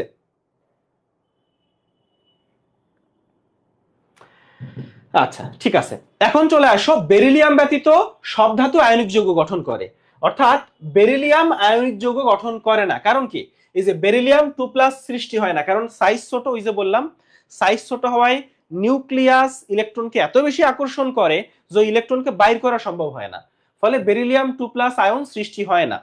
বেরিলিয়াম 2+ আয়ন সৃষ্টি হয় না। আরেকটা তথ্য আছে, লিথিয়াম থেকে তোমরা চিনো, লিথিয়াম প্লাস আয়ন গঠিত হয়, ঠিক আছে, কিন্তু লিথিয়াম প্লাস আয়ন নরমালি এরা কিন্তু সবাই সময় যৌগ গঠন করে, তাই না? যে তুমি জানো যে এই যে সরি আয়নিক যৌগ গঠন করে, সোডিয়াম ক্লোরাইড, ম্যাগনেসিয়াম ক্লোরাইড, এরা সবাই আয়নিক যৌগ, তাই তো? কিন্তু এই লিথিয়াম আয়নিক যৌগ তৈরি করে না, এই লিথিয়াম তৈরি করে পোলার সমযোজী যৌগ। লিথিয়াম তৈরি করে পোলার সমযোজী যৌগ। আয়নিক যৌগ পানিতে বেশি দ্রবণীয়, তাই লিথিয়ামের এই যে যৌগ সেটা পানিতে কম দ্রবণীয়। লিথিয়ামের যৌগ পানিতে কম দ্রবণীয় কেন? কারণ লিথিয়াম হচ্ছে সমযোজী যৌগ গঠন করে, লিথিয়াম আয়নিক যৌগ গঠন করে না। আচ্ছা ঠিক আছে, এখন এখানে একটা চমৎকার জায়গা চলে আসছে যে সোডিয়াম হাইড্রোক্সাইড, পটাশিয়াম হাইড্রোক্সাইড আর লিথিয়াম হাইড্রোক্সাইড এই তিনজনই তীব্র ক্ষার, আর দুর্বল ক্ষারকে অ্যামোনিয়াম হাইড্রোক্সাইড। ঘুরে ফিরে দেখবে যে এইগুলাই আসছে, যে এই তিনজন তীব্র ক্ষার, অ্যামোনিয়াম হাইড্রোক্সাইড হচ্ছে দুর্বল ক্ষার। এখন আসো, পরীক্ষায় প্রায় আসে সোডিয়াম হাইড্রোক্সাইড তীব্র ক্ষার নাকি অ্যামোনিয়াম হাইড্রোক্সাইড, মানে কোনটা বেশি তীব্র, আমাকে একটু বলো। সোডিয়াম হাইড্রোক্সাইড আর অ্যামোনিয়াম হাইড্রোক্সাইড, পটাশিয়াম হাইড্রোক্সাইডের মধ্যে, সোডিয়াম আর পটাশিয়াম হাইড্রোক্সাইডের মধ্যে কোনটা বেশি তীব্র? কোনটা বেশি তীব্র? শুনো, ক্ষার মানে হচ্ছে ইলেকট্রন দেওয়ার ক্ষমতা। আবারও বলি, ক্ষার মানে হচ্ছে, এখন সোডিয়াম হাইড্রোক্সাইড আর পটাশিয়াম হাইড্রোক্সাইড এত ক্লোজ যে ওদের শক্তির পার্থক্য এতই নগণ্য যে সোডিয়াম হাইড্রোক্সাইডকে পটাশিয়াম হাইড্রোক্সাইডের জায়গায়, পটাশিয়াম হাইড্রোক্সাইডকে সোডিয়াম হাইড্রোক্সাইডের জায়গায় যে কোনো সার্কামস্ট্যান্সে ইউজ করা যায়। মানে এরা এতই কাছাকাছি। স্টিল যদি বলো পটাশিয়াম হাইড্রোক্সাইড সামান্য একটু বেশি তীব্র, সামান্য একটু। এখানে মেইন লজিকটা হচ্ছে পটাশিয়াম হাইড্রোক্সাইডের যে পটাশিয়াম, এখানে তুমি জানো যে ধরো এই হচ্ছে নিউক্লিয়াস, আর সোডিয়ামের যে শক্তি স্তর, পটাশিয়ামের শক্তি স্তর একটা বেশি, 4টা শক্তি স্তর। পটাশিয়ামের শক্তি স্তর কয়টা? 4টা। হ্যাঁ, তো এই নিউক্লিয়াস থেকে শেষ ইলেকট্রনটা 4 নাম্বার শক্তি স্তরে, মানে বেশি দূরে। তো ব্যাপারটা বুঝো, তাইলে দূরে হইলে আকর্ষণ কম, ফলে এই ইলেকট্রনটা ত্যাগ করা সহজ। মানে ইলেকট্রনের ব্যাপার হচ্ছে যে যত ইজিলি ইলেকট্রন দিতে পারবে সে তত তীব্র ক্ষার। ওই হিসেবে পটাশিয়াম হাইড্রোক্সাইড সামান্য একটু তীব্র ক্ষার। আবারও বলি, পটাশিয়াম হাইড্রোক্সাইড যে সে সামান্য একটু তীব্র ক্ষার। ওকে, এটা গেল। এখন আসো আমরা একটু এখানে দেখো এস ব্লক মৌলগুলোর ধর্ম দেখাচ্ছে। তো এখানে যা কিছু আছে এগুলো একটু এখান থেকে প্রশ্ন আসবে না, কিন্তু একটু রিডিং পড়ার জন্য পড়তে পারো। এস ব্লক মৌলগুলোকে এম দিয়ে বুঝাইছে, অর্থাৎ লিথিয়াম, সোডিয়াম, পটাশিয়াম এগুলাকে। আবার এই সরি মানে গ্রুপ 1 এর মৌলগুলোকে, আর গ্রুপ 2 এর মৌলগুলোকে জি দিয়ে দেখাইছে। এখন কি বিক্রিয়া দেয় সেটা রিডিং পড়লা, যে হাইড্রোজেনের সাথে বিক্রিয়া করে, তাহলে কি তৈরি করবে বলো তো? এই যে সোডিয়াম হাইড্রাইড তৈরি করবে, পটাশিয়াম হাইড্রাইড তৈরি করবে। আবার এরা হ্যালোজেনের সাথে বিক্রিয়া করে, তুমি জানো এই যে সোডিয়াম ক্লোরাইড তৈরি করে, পটাশিয়াম ক্লোরাইড তৈরি করে, তাই না? এগুলো তৈরি করে। আবার এরা অক্সিজেনের সাথে বিক্রিয়া করে, তো অক্সিজেনের সাথে বিক্রিয়া করে কি তৈরি করে? এই যে সোডিয়াম অক্সাইড তৈরি করে। এই যে নাইট্রোজেনের সাথে বিক্রিয়া করে, নাইট্রোজেনের সাথে বিক্রিয়া করে কি তৈরি করে বলো? এই যে Na3N। হ্যাঁ, এই যে এই জিনিসগুলো তৈরি করে। আবার দেখো কার্বনের সাথে বিক্রিয়া করে, কার্বনের সাথে বিক্রিয়া করে কি Na2C2। হ্যাঁ, এই যৌগগুলো তৈরি করা যায়। আবার এই যে পানির সাথে বিক্রিয়া করা যায়, এই যে কার্বনের সাথে বিক্রিয়া করে তৈরি করলো এইটা আবার পানির সাথে বিক্রিয়া করে, পানির সাথে বিক্রিয়া করে ওই আবার ক্ষার তৈরি করে, আবার ক্ষার তৈরি করে এবং অ্যাসিটিলিন তৈরি করে। আবার এখানে খেয়াল করো, এখানে তো এই যৌগটা তৈরি হয়ে পানির সাথে বিক্রিয়া করলো, ডিরেক্ট সোডিয়াম, পটাশিয়াম এগুলো পানির সাথে বিক্রিয়া করতে পারে, বিক্রিয়া করে সোডিয়াম হাইড্রোক্সাইড, পটাশিয়াম হাইড্রোক্সাইড এগুলো তৈরি করতে পারে। তো এগুলো জাস্ট একটু দেখার জন্য দেখবা। হ্যাঁ, এগুলা থেকে যে ডিরেক্ট এখান থেকে একটা প্রশ্ন আসবে এরকম সম্ভাবনা বেশ কম। আচ্ছা, এরপরে চলে আসো, এখানে দেখো যে আমরা এখানে ম্যাগনেসিয়াম, ক্যালসিয়াম এগুলা দেখতেছি। এখানে জাস্ট ম্যাগনেসিয়াম, ক্যালসিয়াম বসাই দিবা। ধরো তুমি ম্যাগনেসিয়াম বসাইলে, ম্যাগনেসিয়াম হাইড্রোজেনের সাথে বিক্রিয়া করে কি তৈরি করে, ম্যাগনেসিয়াম হ্যালোজেনের সাথে বিক্রিয়া করে কি তৈরি করে, ম্যাগনেসিয়াম অক্সিজেনের সাথে, ম্যাগনেসিয়াম নাইট্রোজেনের সাথে, পানির সাথে, কার্বনের সাথে, মানে এখানে যা যা বিক্রিয়া দিচ্ছে এখানেও কিন্তু সেম সেম বিক্রিয়াগুলা এস ব্লকের মৌলগুলা দিচ্ছে। এখানেও সেম সেম বিক্রিয়াগুলা কিন্তু ভাইয়া দিচ্ছে। ঠিক আছে, তো এটা পড়ার পরে আমরা একটু চলে আসব। তাহলে এখানে দেখো অধাতু সমূহ, এখানে যা কিছু উপরে দেখে আসলাম সেইগুলাই এখানে বাংলায় লিখছে। হ্যাঁ, সেগুলো এখানে বাংলায় লিখছে, বিক্রিয়া করে দেখাইছে। আচ্ছা, এখন একটু চলে আসো, সোডিয়াম ধাতুকে কেরোসিনের মধ্যে রাখা হয় কেন? তো সোডিয়াম হচ্ছে ক্যারেক্টারলেস। তো ক্যারেক্টারলেস হইলে কি হয় বুঝছো? ক্যারেক্টারলেস হইলে যেখানেই যারাই পায় তার গলায় ঝুলে পড়ার একটা চেষ্টা করে। এই এতই ক্যারেক্টারলেস, বাতাসে পাইলে বাতাসের সাথে ঝুলে পড়ার চেষ্টা করে, পানিরকে পাইলে পানির সাথে ঝুলে পড়ার চেষ্টা করে। তো এর জন্য ওকে আসলে ওই যে হয় না যে ওকে আসলে কি বলা যায়, কেরোসিনের মধ্যে রাখা হয়। কেরোসিন হচ্ছে নিষ্ক্রিয় একটা দ্রাবক। হ্যাঁ, আমরা একটা দ্রাবক যার ভিতর রাখলে ও আর কারোর সাথে বিক্রিয়া করতে পারে না। তাহলে সোডিয়ামকে কার মধ্যে রাখা হয়? কেরোসিনের মধ্যে রাখা হয়। ওকে পানির সাথেও রাখা যায় না, আর ইয়ার সাথেও রাখা যায় না। এখন একটু চলে আসো, আমরা এই জায়গায় চলে আসি। আমরা এস ব্লক এবং পি ব্লকের যে মৌলগুলা এদেরকে আদর্শ বা প্রতিনিধি মৌল বলে। এখন একটু বলি যে তোমাদের এক্সট্রা রাইটার আছে হচ্ছে তিনটা, মোটামুটি বলা হয় কবির স্যার আর গুহ স্যার। এখানে কিন্তু Kabir sir second writer, Guha sir third writer. মোটামুটি হাজারি স্যার আর কবির স্যার পড়লেই হয়ে যায়। হাজারি স্যার কবির স্যারের বাড়ি থেকে প্রশ্ন আসে খুবই কম, খুবই রেয়ার ঘটনা যে গুহ স্যারের বই থেকে প্রশ্ন আসছে। ফলে কেউ চাইলে গুহ স্যার পড়তে পারো, কিন্তু আগে হাজারি স্যার পড়বা, তারপর কবির স্যার, তারপর গুহ স্যার। মানে গুহ স্যার বাদ দিলে কোনো সমস্যা নেই, আমি একটু রাগ করবো না, কিন্তু হাজারি স্যার আর কবির স্যারটা অবশ্যই পড়ো। ঠিক আছে, কারণ কবির স্যারের যে খুব ইনফো পড়া লাগে তা কিন্তু না। আচ্ছা, এখন একটু চলে আসো, তো গুহ স্যারের বইতে আবার অন্যান্য হিসাব কিতাব আছে আদর্শ মৌলের। তো ওইটা যেহেতু গুহ স্যারের তথ্য তাই আমি আর পড়াচ্ছি না। গুহ স্যারের ইনফো আমি মোটামুটি বলি যে খুব বেশি যদি ইয়া না হয় তাহলে পড়ো না, দরকার নাই। তুমি কবির স্যারটাই খুব ভালোভাবে পড়ো, আর তারপর যদি পারো তারপর গুহ স্যার পড়ো। ঠিক আছে, গুহ স্যার মানে একেবারেই পড়ো না বা পড়ার দরকার নাই, পড়লে ক্ষতি হবে এমন কোনো ব্যাপার নাই। তুমি যদি পারো কবির স্যার পড়ার পরে গুহ স্যার পড়তে তখন পড়ো।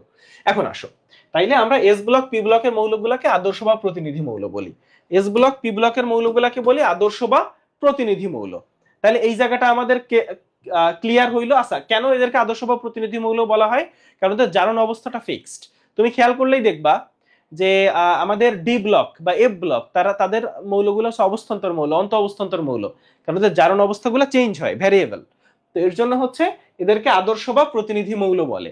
এদেরকে আদর্শ বা প্রতিনিধি মৌল বলে, এবং এদের ইলেকট্রন বিন্যাস আউটবাউ নীতি মেনে চলে, এবং এদের ইলেকট্রন বিন্যাসে তুমি দেখবা যে ব্যতিক্রম দেখা যায় না। ঠিক আছে, এদের ইলেকট্রন বিন্যাসে আউটবাউ নীতি মেনে চলে। এখন একটু চলে আসো, আমরা এই জায়গায় চলে আসি পি ব্লকের মৌলগুলোর ধর্ম।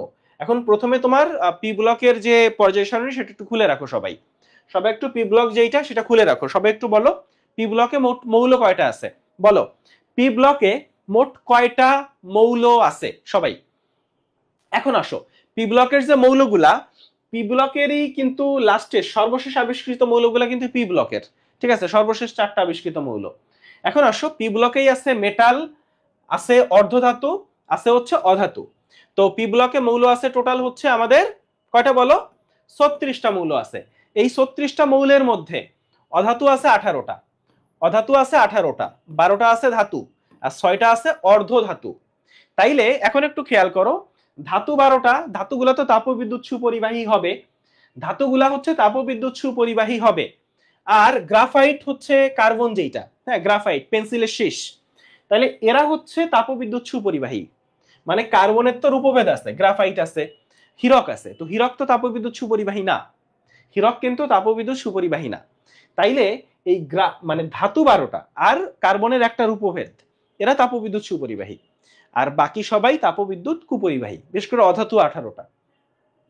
অর্ধধাতু গুলো আছে, তো অর্ধধাতু আছে 6টা। এই 6টা অর্ধধাতুর নাম মনে রাখতে হবে, ওই যে জি বিচে সাবধানে আসতেছি।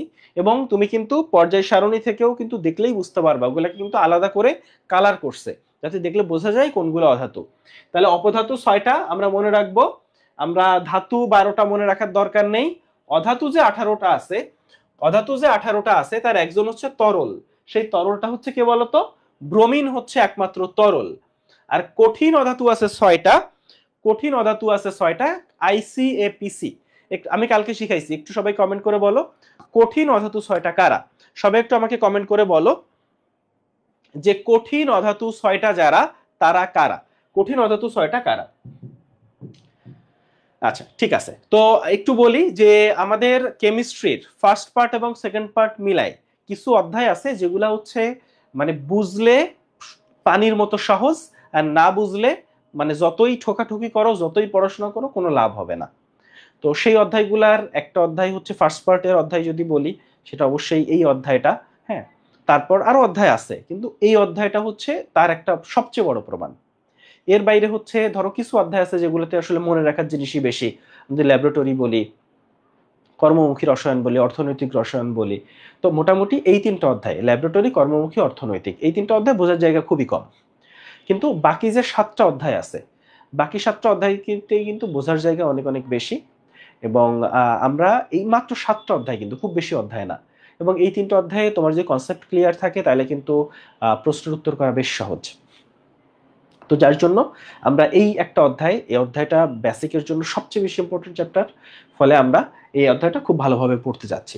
আচ্ছা একটু চলে আসো তাহলে। পি ব্লকের বেশিরভাগ তড়িৎ ধনাত্মক অধাতু, বেশিরভাগ মানে 18টা, 18টা হচ্ছে অধাতু। এখন একটু চলে আসো একই পর্যায়ে বাম থেকে ডানে গেলে, মানে এদিক থেকে এদিকে গেলে বলতেছে আকার হ্রাস পায়। এটা তুমি জানো যে একই গ্রুপে যখন নিচে যাও তখন একটা করে শক্তি স্তর বাড়ে, তত আকার বাড়তে থাকে। আর একই পর্যায়ে উপশক্তি স্তর বাড়ে, উপশক্তি স্তর বাড়লে আকার কমে, উপশক্তি স্তর বাড়লে আকার কমে। 2 নাম্বার বলছে একই পর্যায়ে বাম থেকে ডানে, মানে এদিকে গেলে বিজারণ ক্ষমতা হ্রাস পায়। এটা তুমি জানো যে জারণ ক্ষমতা বাড়ে, বিজারণ ক্ষমতা হ্রাস পায়। 2 নাম্বারে জারণ ক্ষমতা বৃদ্ধি পায়, যেহেতু বিজারণ ক্ষমতা হ্রাস পেলে জারণ ক্ষমতাই বৃদ্ধি পাবে। 3 নাম্বারে চলে আসো, একই গ্রুপে উপর থেকে নিচের দিকে পারমাণবিক আকার বৃদ্ধি পায়। এটাও আমরা জানি যে আধা বিক্ষেপ বাড়ে, আকার বাড়ে, আর আয়নীকরণ বিভব হ্রাস পায়। তাহলে একই গ্রুপে কিন্তু আয়নীকরণ বিভব হ্রাস পায়। তোমাকে একটা জিনিস বলছিলাম যে 4টা জিনিস বাড়ে, আকার, ধাতব ধর্ম, তারপর হচ্ছে আয়নীকরণ শক্তি, সরি, আকার, ধাতব ধর্ম, বিজারণ ক্ষমতা, আর হচ্ছে অক্সাইডের ক্ষারকীয় ধর্ম। তাহলে এই 4টার বাইরে সবই হ্রাস পায়, ফলে আয়নীকরণ যে বিভব সেটাও আসলে হ্রাস পায়, আয়নীকরণ বিভব যেটা সেটাও আসলে হ্রাস পায়। তাহলে এখন একটু চলে আসো, একই গ্রুপে উপর থেকে নিচে বিজারণ ক্ষমতা বাড়ে, মানে ঘুরে ফিরে ওই পর্যায়বৃত্ত ধর্মের বৈশিষ্ট্যগুলাই। এই জন্যই তোমাকে আমি এটা আগে শিখাই নিছি। তাইলে বলো এখানে যা পড়াচ্ছি সবগুলো তোমার বোঝা না? যে একই গ্রুপে উপর থেকে নিচে যে বিজারণ ক্ষমতা বাড়ে, 4টা জিনিস বাড়ে, আকার, ধাতব ধর্ম, বিজারণ ক্ষমতা, অক্সাইডের ক্ষারকীয় ধর্ম। আর পি ব্লকের যে অধাতুগুলা সেগুলো ধাতুর সাথে আয়নিক যৌগ গঠন করে। ধরো ক্লোরিন সোডিয়ামের সাথে মিলে সোডিয়াম ক্লোরাইড তৈরি করে। পি ব্লকের মৌলগুলা পরিবর্তনশীল জারণ অবস্থা দেখায়। পি ব্লকের মৌলগুলা হচ্ছে পরিবর্তনশীল জারণ অবস্থা দেখায়। তুমি জানো যে পি ব্লকের মৌলগুলা আর হচ্ছে এফ ব্লকের মৌলগুলা এরা পরিবর্তনশীল জারণ অবস্থা দেখায়। পি ব্লকের মৌলগুলার মধ্যে এক একটা গ্রুপের মৌলকে কিন্তু একটা নামে ডাকা হয়। গতকাল আমরা দেখছি নিকটোজেন কারা, চ্যালকোজেন কারা, হ্যালোজেন কারা, সেতু মৌল কারা, তাই না? গ্রুপ 15 হচ্ছে নিকটোজেন, গ্রুপ 16 হচ্ছে চ্যালকোজেন, গ্রুপ 17 হচ্ছে হ্যালোজেন, গ্রুপ 18 হচ্ছে সেতু মৌল, অভিজাত মৌল, নিষ্ক্রিয় গ্যাস যেটাই বলো। এখন একটু চলে আসো, গ্রুপ 17 হচ্ছে হ্যালোজেন বা সামুদ্রিক লবণ উৎপন্নকারী। যেমন তুমি খুব বেসিক একটা জিনিস জানো যে সোডিয়াম ক্লোরাইড, সোডিয়াম ক্লোরাইড হচ্ছে সমুদ্রের লবণ। সমুদ্রের লবণে সবচেয়ে বেশি যে জিনিসটা থাকে সেটা হচ্ছে sodium chloride. Sodium bromide, sodium iodide থাকে, তবে যেটা থাকে না সোডিয়াম ফ্লোরাইড। সমুদ্রের সামুদ্রিক লবণে কিন্তু সোডিয়াম ফ্লোরাইড থাকে না, সোডিয়াম ফ্লোরাইড থাকে না। এইটা হচ্ছে একটা গুরুত্বপূর্ণ তথ্য। 2 নম্বরে চলে আসো, আমরা গ্রুপ 16 এর মৌলগুলা জানি। গ্রুপ 16 এর মৌলগুলো হচ্ছে চ্যালকোজেন বা আকরিক উৎপন্নকারী মৌল, চ্যালকোজেন বা আকরিক উৎপন্নকারী মৌল। এখন একটু চলে আসো, আমরা একটু অপধাতু দেখি। অপধাতু 6টার নাম মনে রাখতে হবে। অপধাতুর আর কি কি নাম আছে? অর্ধধাতু বলে, মেটালয়েড বলে। অপধাতুকে অর্ধধাতু বলে, মেটালয়েড বলে। চলে আসো আরেকটু নিচে চলে আসি। আমরা এইখানে যে নিষ্ক্রিয় গ্যাসগুলার ব্যবহার, এই ব্যবহারগুলা যে কি লেভেলের ইম্পর্টেন্ট, যতক্ষণ না মেডিকেলে আসবে আর তুমি মারা খাবা ততক্ষণ তুমি এটা বুঝবা না এটার ইম্পর্টেন্স, বুঝলা? এটা এত এত ইম্পর্টেন্ট। প্রথমে চলে আসো, হিলিয়াম গ্যাস সবচেয়ে হালকা, মানে সরি, সবচেয়ে হালকা হচ্ছে হাইড্রোজেন গ্যাস, সবচেয়ে হালকা হচ্ছে হাইড্রোজেন গ্যাস। কিন্তু আমরা যে বেলুন উড়াই এটা কিন্তু হিলিয়ামের বেলুন। তোমরা কেউ বলতে পারবা আমরা যে বেলুন উড়াই হাইড্রোজেনের তুলনায় হিলিয়ামের ক্ষমতা কিন্তু 92%, তারপরও কিন্তু আমরা কেন হিলিয়াম গ্যাসের বেলুন উড়াই? কে বলতে পারবা বলো। এখন একটু চলে আসো, ডুবুরিরা যে অক্সিজেন সিলিন্ডার ব্যবহার করে তুমি এটা দেখছো 80% হিলিয়াম থাকে, এখানেও 80% হিলিয়াম থাকে, বাকিটা অক্সিজেন থাকে। মোটামুটি আমাদের বাতাসে অক্সিজেন আছে 21%-এর মতো, 20.94%। আর ডুবুরিদের সিলিন্ডারে 20%। ডুবুরিদের সিলিন্ডারে কত পার্সেন্ট ভাইয়া? ডুবুরিদের যে সিলিন্ডার সেখানে অক্সিজেন আছে হচ্ছে ভাইয়া 20%। কত পার্সেন্ট? 20%। ঠিক আছে।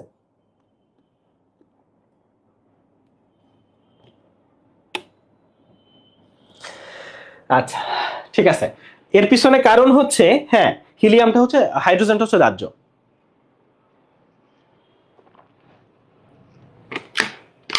এখন আসো, নিয়ন আলোর কথা তোমরা জানো, নিয়ন আলো তোমরা দেখছো, নিয়ন আলো তোমরা দেখছো, নিয়ন আলো তোমরা দেখছো, কে কে দেখছো বলো? দেখছো ভাইয়া, দেখছো। এখন বিভিন্ন মহাসড়কে তুমি দেখবা যে যখন ওই যে তুমি যখন মহাসড়কে গেছো না, ধরো ঢাকায় ট্রাভেল করছো বা ঢাকা থেকে কোনো জায়গায় ট্রাভেল করছো, মহাসড়কে দেখবা যে এক ধরনের লাইট, মানে দেখবা যে ধরো রাস্তার দুই সাইডে এক ধরনের লাইট জ্বলতেছে, গাড়ি যত সামনে যাচ্ছে লাইট গুলো জ্বলতেছে, তাই না? ওগুলো হচ্ছে নিয়ন। ওগুলো হচ্ছে ভাইয়া নিয়ন। নিয়ন আলো লাল বর্ণের এবং কুয়াশার মধ্যেও দৃশ্যমান। নিয়ন আলো লাল বর্ণের এবং কুয়াশার মধ্যে দৃশ্যমান। পাইলটরা লাল বর্ণের নিয়ন আলো ইউজ করে, এটা আসলে রানওয়েতে ইউজ করে, এটা হচ্ছে রানওয়েতে ইউজ করে, যখন একটা বিমান ল্যান্ড করতেছে তখন নিয়ন আলোর সাহায্যে বুঝতে পারে যে কোন দিকে তাকে যাইতে হবে, তাই তো? কিন্তু একটা জিনিস, বিমানে কিন্তু লাইট থাকে না, বিমানে রাতের বেলায় বিমান চলে কিন্তু বিমানে কোনো লাইট নাই, ঠিক আছে? মানে বিমানের কোনো, যেমন গাড়ির সামনে হেডলাইট থাকে, জাহাজের সামনে থাকে, কিন্তু এই বিমানে কিন্তু এরকম কোনো লাইট থাকে না। তো একটু বলো যে বিমানে এরকম কোনো লাইট থাকে না কেন? বিমানে এরকম কোনো লাইট থাকে না কেন বলো। কারণ বিমানের এই লাইট দিয়ে খুব একটা সুবিধার কিছু হয় না, এই জন্য থাকে না। তো বিমানের আসলে অনেক প্রযুক্তি আছে, ঠিক আছে?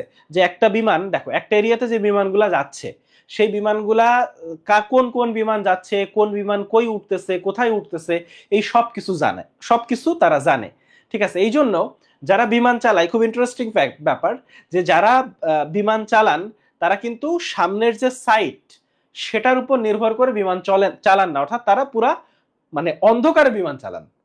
কিন্তু তাদের কাছে এমন প্রযুক্তি থাকে যেই প্রযুক্তির সাহায্যে সে জানে যার বিমান কই আছে, কতটুকু উচ্চতায় আছে, তার আশেপাশে কি আছে, এবং যদি কখনো তার কাছাকাছি কোনো বিমান চলাচল করে বা একই রুটে আর একটা বিমান চলে আসে, বিমানগুলোর কিন্তু একটা রুটও আছে, একই রুটে আর একটা বিমান চলে আসে, তখন স্বাভাবিকভাবে বিমানের যে নিয়ন্ত্রণ কক্ষ সেখান থেকে বলে যে, একজনকে বলে যে তুমি উপর দিয়ে যাও, একজনকে বলে তুমি নিচ দিয়ে যাও, বুঝছো?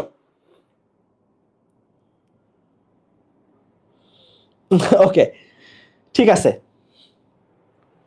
তো এই হচ্ছে ঘটনা। তাইলে নিয়ন আলো হচ্ছে লাল বর্ণের কুয়াশার মধ্যে বিমান এরা এটা ইউজ করে, বা সবুজ বা নীল বর্ণের যে বাল্বে সেইখানে হচ্ছে নিষ্ক্রিয় গ্যাস বা মার্কারি বাষ্প মিশ্রিত থাকে। এখন আর্গনের ক্ষেত্রে চলে আসো, আমাদের যে একটু বলি যে আমাদের যে বাতাসে যা যা থাকে, নাইট্রোজেন থাকে 78%, অক্সিজেন থাকে হচ্ছে 21%, আর নিষ্ক্রিয় গ্যাস যেগুলা মানে আমাদের বায়ুমণ্ডলে নিষ্ক্রিয় গ্যাসগুলোর মধ্যে আর্গন থাকে সবচেয়ে বেশি, এবং বৈদ্যুতিক বাল্বে থাকে হচ্ছে আর্গন। তাহলে এই যে ইলেকট্রিক বাল্ব, যেটা ইলেকট্রিক বাল্বে থাকে হচ্ছে আর্গন। আর ফটোগ্রাফিক ফ্ল্যাশ বাল্ব এটা কি বলতো? ফটোগ্রাফিক ফ্ল্যাশ বাল্ব হচ্ছে ওই যে তোমরা ছবি তোলার ক্ষেত্রে দেখছো না, যে ছবি তুলতে গেলে হচ্ছে একটা লাইট জ্বলে আবার জ্বলেই নিভে যায়, এরকম কিছু। ফ্ল্যাশ বাল্ব মানে ফ্ল্যাশ দেয়, ধরো মুখে ফ্ল্যাশ দিছে এবং তখন ছবিটা তুলছে, হ্যাঁ? তো এই ফ্ল্যাশ বাল্ব যেটা, সেটাতে ক্রিপ্টন জেনন মিশ্রণ ব্যবহার করা হয়।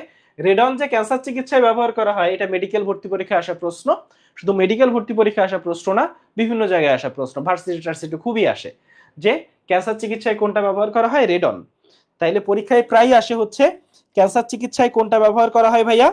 রেডন ব্যবহার করা হয় হচ্ছে ক্যান্সার চিকিৎসায়, রেডন ব্যবহার করা হয় ক্যান্সার চিকিৎসায়। তাহলে এইটা একটু মনে রাখতে হবে। তাহলে এটা শেষ।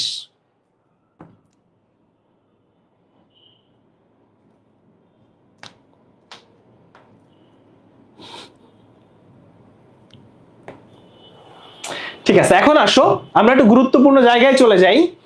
সেইটা হচ্ছে পি ব্লকের যে গ্রুপগুলো আছে, গ্রুপ 13, গ্রুপ 14, গ্রুপ 15 আলাদা আলাদা করে ভাগ করছে, তাদের বিক্রিয়া ফিক্রিয়া দেখাইছে। ভাই তুমি এখানে তুমি চাইলে এগুলো রিডিং পড়বা, হ্যাঁ, যে পি ব্লকের মৌলগুলা কারা আছে, সরি গ্রুপ 13 এর মৌলগুলা কি কি বলতো? ওই যে বাংলাদেশের আলামিন গেল ইন্ডিয়া থাইল্যান্ডে, তাই না? তাহলে গ্রুপ 13 এর মৌলগুলা কারা একটু সবাই আমাকে কমেন্ট করে বলো। গ্রুপ 13 এর মৌলগুলা হচ্ছে বাংলাদেশের আলামিন গেল, boron, aluminium, gallium, indium, titanium, এগুলা। তো বোরন হচ্ছে অপধাতু, দেখো, আর অ্যালুমিনিয়াম, গ্যালিয়াম এগুলা ধাতু, তাই না? অ্যালুমিনিয়াম, গ্যালিয়াম বাকিগুলো হচ্ছে ধাতু। এখন একটু চলে আসো, তাহলে এরা কিভাবে বিক্রিয়া করে চলো একটু দেখো। যে এম দিয়ে বুঝাইছে, তো এরা হ্যালোজেনের সাথে বিক্রিয়া করে। পরবর্তীতে একটু চলে আসো,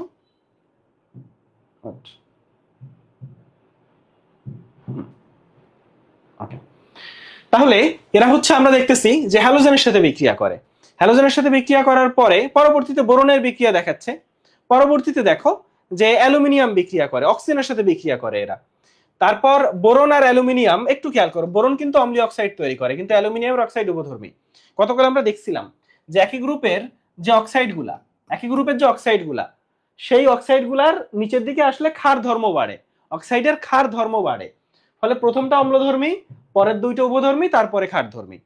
তাইলে দেখছো প্রথমটা অম্লধর্মী, পরের দুটো উভধর্মী। এরপরে খেয়াল করো এরা নাইট্রোজেনের সাথে বিক্রিয়া করে। পরে এখানে অ্যালুমিনিয়ামের সাথে বিক্রিয়া দেখাইছে, নাইট্রোজেন হিসেবে অ্যালুমিনিয়ামের সাথে বিক্রিয়া দেখাইছে। পরবর্তীতে একটু চলে আসো, এরা পানির সাথে বিক্রিয়া করে 100 ডিগ্রি সেলসিয়াস তাপমাত্রায়, এবং বিক্রিয়া করে তৈরি করে হাইড্রোক্সাইড, বিক্রিয়া করে তৈরি করে হচ্ছে হাইড্রোক্সাইড। যেমন অ্যালুমিনিয়াম তৈরি করে অ্যালুমিনিয়াম অক্সাইড, অ্যালুমিনিয়াম তৈরি করে হচ্ছে অ্যালুমিনিয়াম অক্সাইড। আচ্ছা, এরপরে এরা HCl এর সাথে বিক্রিয়া করে, এরা হচ্ছে নাইট্রিক অ্যাসিডের সাথে বিক্রিয়া করে। তাহলে কার সাথে বিক্রিয়া করে? সেইটা যে অ্যাসিডের সাথে বিক্রিয়া করে। এবং এখানে সেইগুলাই ব্যাখ্যা করছে যে ধাতব অধাতব মিলে দ্বিমৌল যৌগ গঠন করে। 2 নম্বরে হচ্ছে অম্লধর্মী অক্সাইড, বোরন অম্লধর্মী অক্সাইড তৈরি করে, অ্যালুমিনিয়াম উভধর্মী অক্সাইড তৈরি করে। এরপরে অ্যালুমিনিয়াম ট্রাইক্লোরাইড ডাইমার গঠন করে। এই ছবিটা খুব সহজ, তুমি একটু খেয়াল করো, এটা হচ্ছে অ্যালুমিনিয়াম। তো অ্যালুমিনিয়ামের ক্ষেত্রে একটা জিনিস খেয়াল করো, যেখানে 2টা ইলেকট্রন আছে, এখানে 2টা ইলেকট্রন আছে, এখানে 2টা ইলেকট্রন আছে, তাই না? তাহলে সবাই চায় যে তার অষ্টকটা পূর্ণ হোক। তাহলে অ্যালুমিনিয়ামের 6টা ইলেকট্রন চারপাশে আছে, তাহলে কেন্দ্রীয় মৌলের অষ্টকটা অপূর্ণ। এখন ধরো এই একটা অ্যালুমিনিয়াম ট্রাইক্লোরাইড, এই আর একটা অ্যালুমিনিয়াম ট্রাইক্লোরাইড, এরা দুজন যখন কাছাকাছি আসছে তখন ও একটা মজার জিনিস দেখছে। আরে খেয়াল করো তো, আরে অ্যালুমিনিয়ামের তো এইখানে ক্লোরিনের তো মুক্ত জোড় ইলেকট্রন আছে, ঠিক আছে? আর এই অ্যালুমিনিয়াম দেখতেছে আমার তো 2টার অভাব, আর এই ক্লোরিনের তো মুক্ত জোড় ইলেকট্রন আছে। তখন এই ক্লোরিনকে বলে কি, এই তুমি আমাকে এই ইলেকট্রন 2টা শেয়ার করো। তাইলে এখানে কি তৈরি হয়? সন্নিবেশ সমযোজী বন্ধন। তাইলে এই অ্যালুমিনিয়াম আর ক্লোরিনের মধ্যে তৈরি হয়ে গেল সন্নিবেশ সমযোজী। আবার তখন বললো, এই তুমি তো ওকে দিছো, তাহলে এই অ্যালুমিনিয়াম বলে তাহলে তুমি আমাকে দাও। ঠিক আছে, ব্যাপারটা বুঝছো? মানে নিজেরা তো করা যাচ্ছে না, তাহলে তুমি আমাকে দাও। তখন এই অ্যালুমিনিয়াম হচ্ছে এই ক্লোরিনের মুক্ত জোড় ইলেকট্রনকে শেয়ার করতেছে। তখন যেটা হচ্ছে এখানে আবার সন্নিবেশ বন্ধন তৈরি হচ্ছে। ফলে এখানে এই অ্যালুমিনিয়ামের সাথে এই ক্লোরিন আর এই অ্যালুমিনিয়ামের সাথে এই ক্লোরিনের সন্নিবেশ বন্ধন তৈরি হয়ে যায়। ফলে দেখা যাচ্ছে এই দুইজন মিলে সুখে শান্তিতে বসবাস করা শুরু করে, এই দুইজন মিলে সুখে শান্তিতে বসবাস করা শুরু করে। এই জন্য এটাকে বলে ডাইমার। 2টা অ্যালুমিনিয়াম ট্রাইক্লোরাইড ডাইমার তৈরি করে। এবং এইখানে এই যে বন্ধন, এটাকে বলা হয় হচ্ছে ভ্যান ডার ওয়ালস আকর্ষণ বন্ধন দিয়ে যুক্ত থাকে। এবং 180 ডিগ্রি সেলসিয়াস তাপমাত্রায় কিন্তু এই ডাইমার ভেঙে যায় এবং আবারও অ্যালুমিনিয়াম ট্রাইক্লোরাইডে পরিণত হয়। এই ডাইমার ভেঙে যায় এবং আবারও এখন দেখো এই অ্যালুমিনিয়াম হচ্ছে অ্যাসিডের হাইড্রোজেন প্রতিস্থাপন করতে পারে, ধরো HCl এর সাথে বিক্রিয়া করতেছে। তারপর এই অ্যালুমিনিয়াম ধরো এই নাইট্রিক অ্যাসিডের সাথে বিক্রিয়া করতেছে, এই জারণধর্মী অ্যাসিড। আচ্ছা বলো তো, জারণধর্মী অ্যাসিড, আবারও একটু ঝামেলার কোশ্চেন করি, বলো, এগুলা প্রায় প্যাস লাগে তোমাদের। বলো জারণধর্মী অ্যাসিড ওই কি জারক নাকি বিজারক? বলো, জারণধর্মী অ্যাসিড জারক নাকি বিজারক? জারণধর্মী অ্যাসিড জারক নাকি বিজারক? বলো।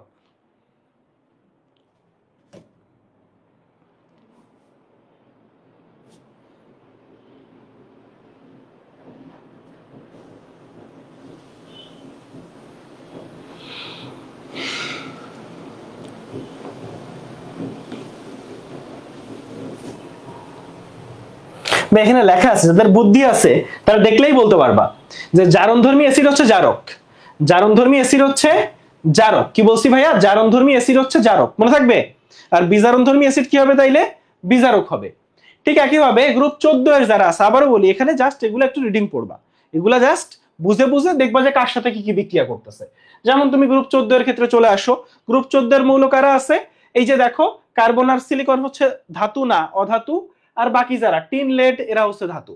তাইলে টিন লেড হচ্ছে ধাতু আর কার্বন সিলিকন হচ্ছে অধাতু। তাহলে এখানে বিক্রিয়াগুলা খেয়াল করো যে টিন আর লেড ক্লোরাইড এই দুটো হচ্ছে আয়নিক হয়, কারণ এটা ধাতু, ক্লোরাইডের সাথে বিক্রিয়া করে আয়নিক যৌগ তৈরি করতেছে। ঠিক আছে, এরপরে টিন আর লেডের অক্সাইড হচ্ছে উভধর্মী অক্সাইড, তুমি জানো টিন আর লেডের অক্সাইড হচ্ছে উভধর্মী অক্সাইড।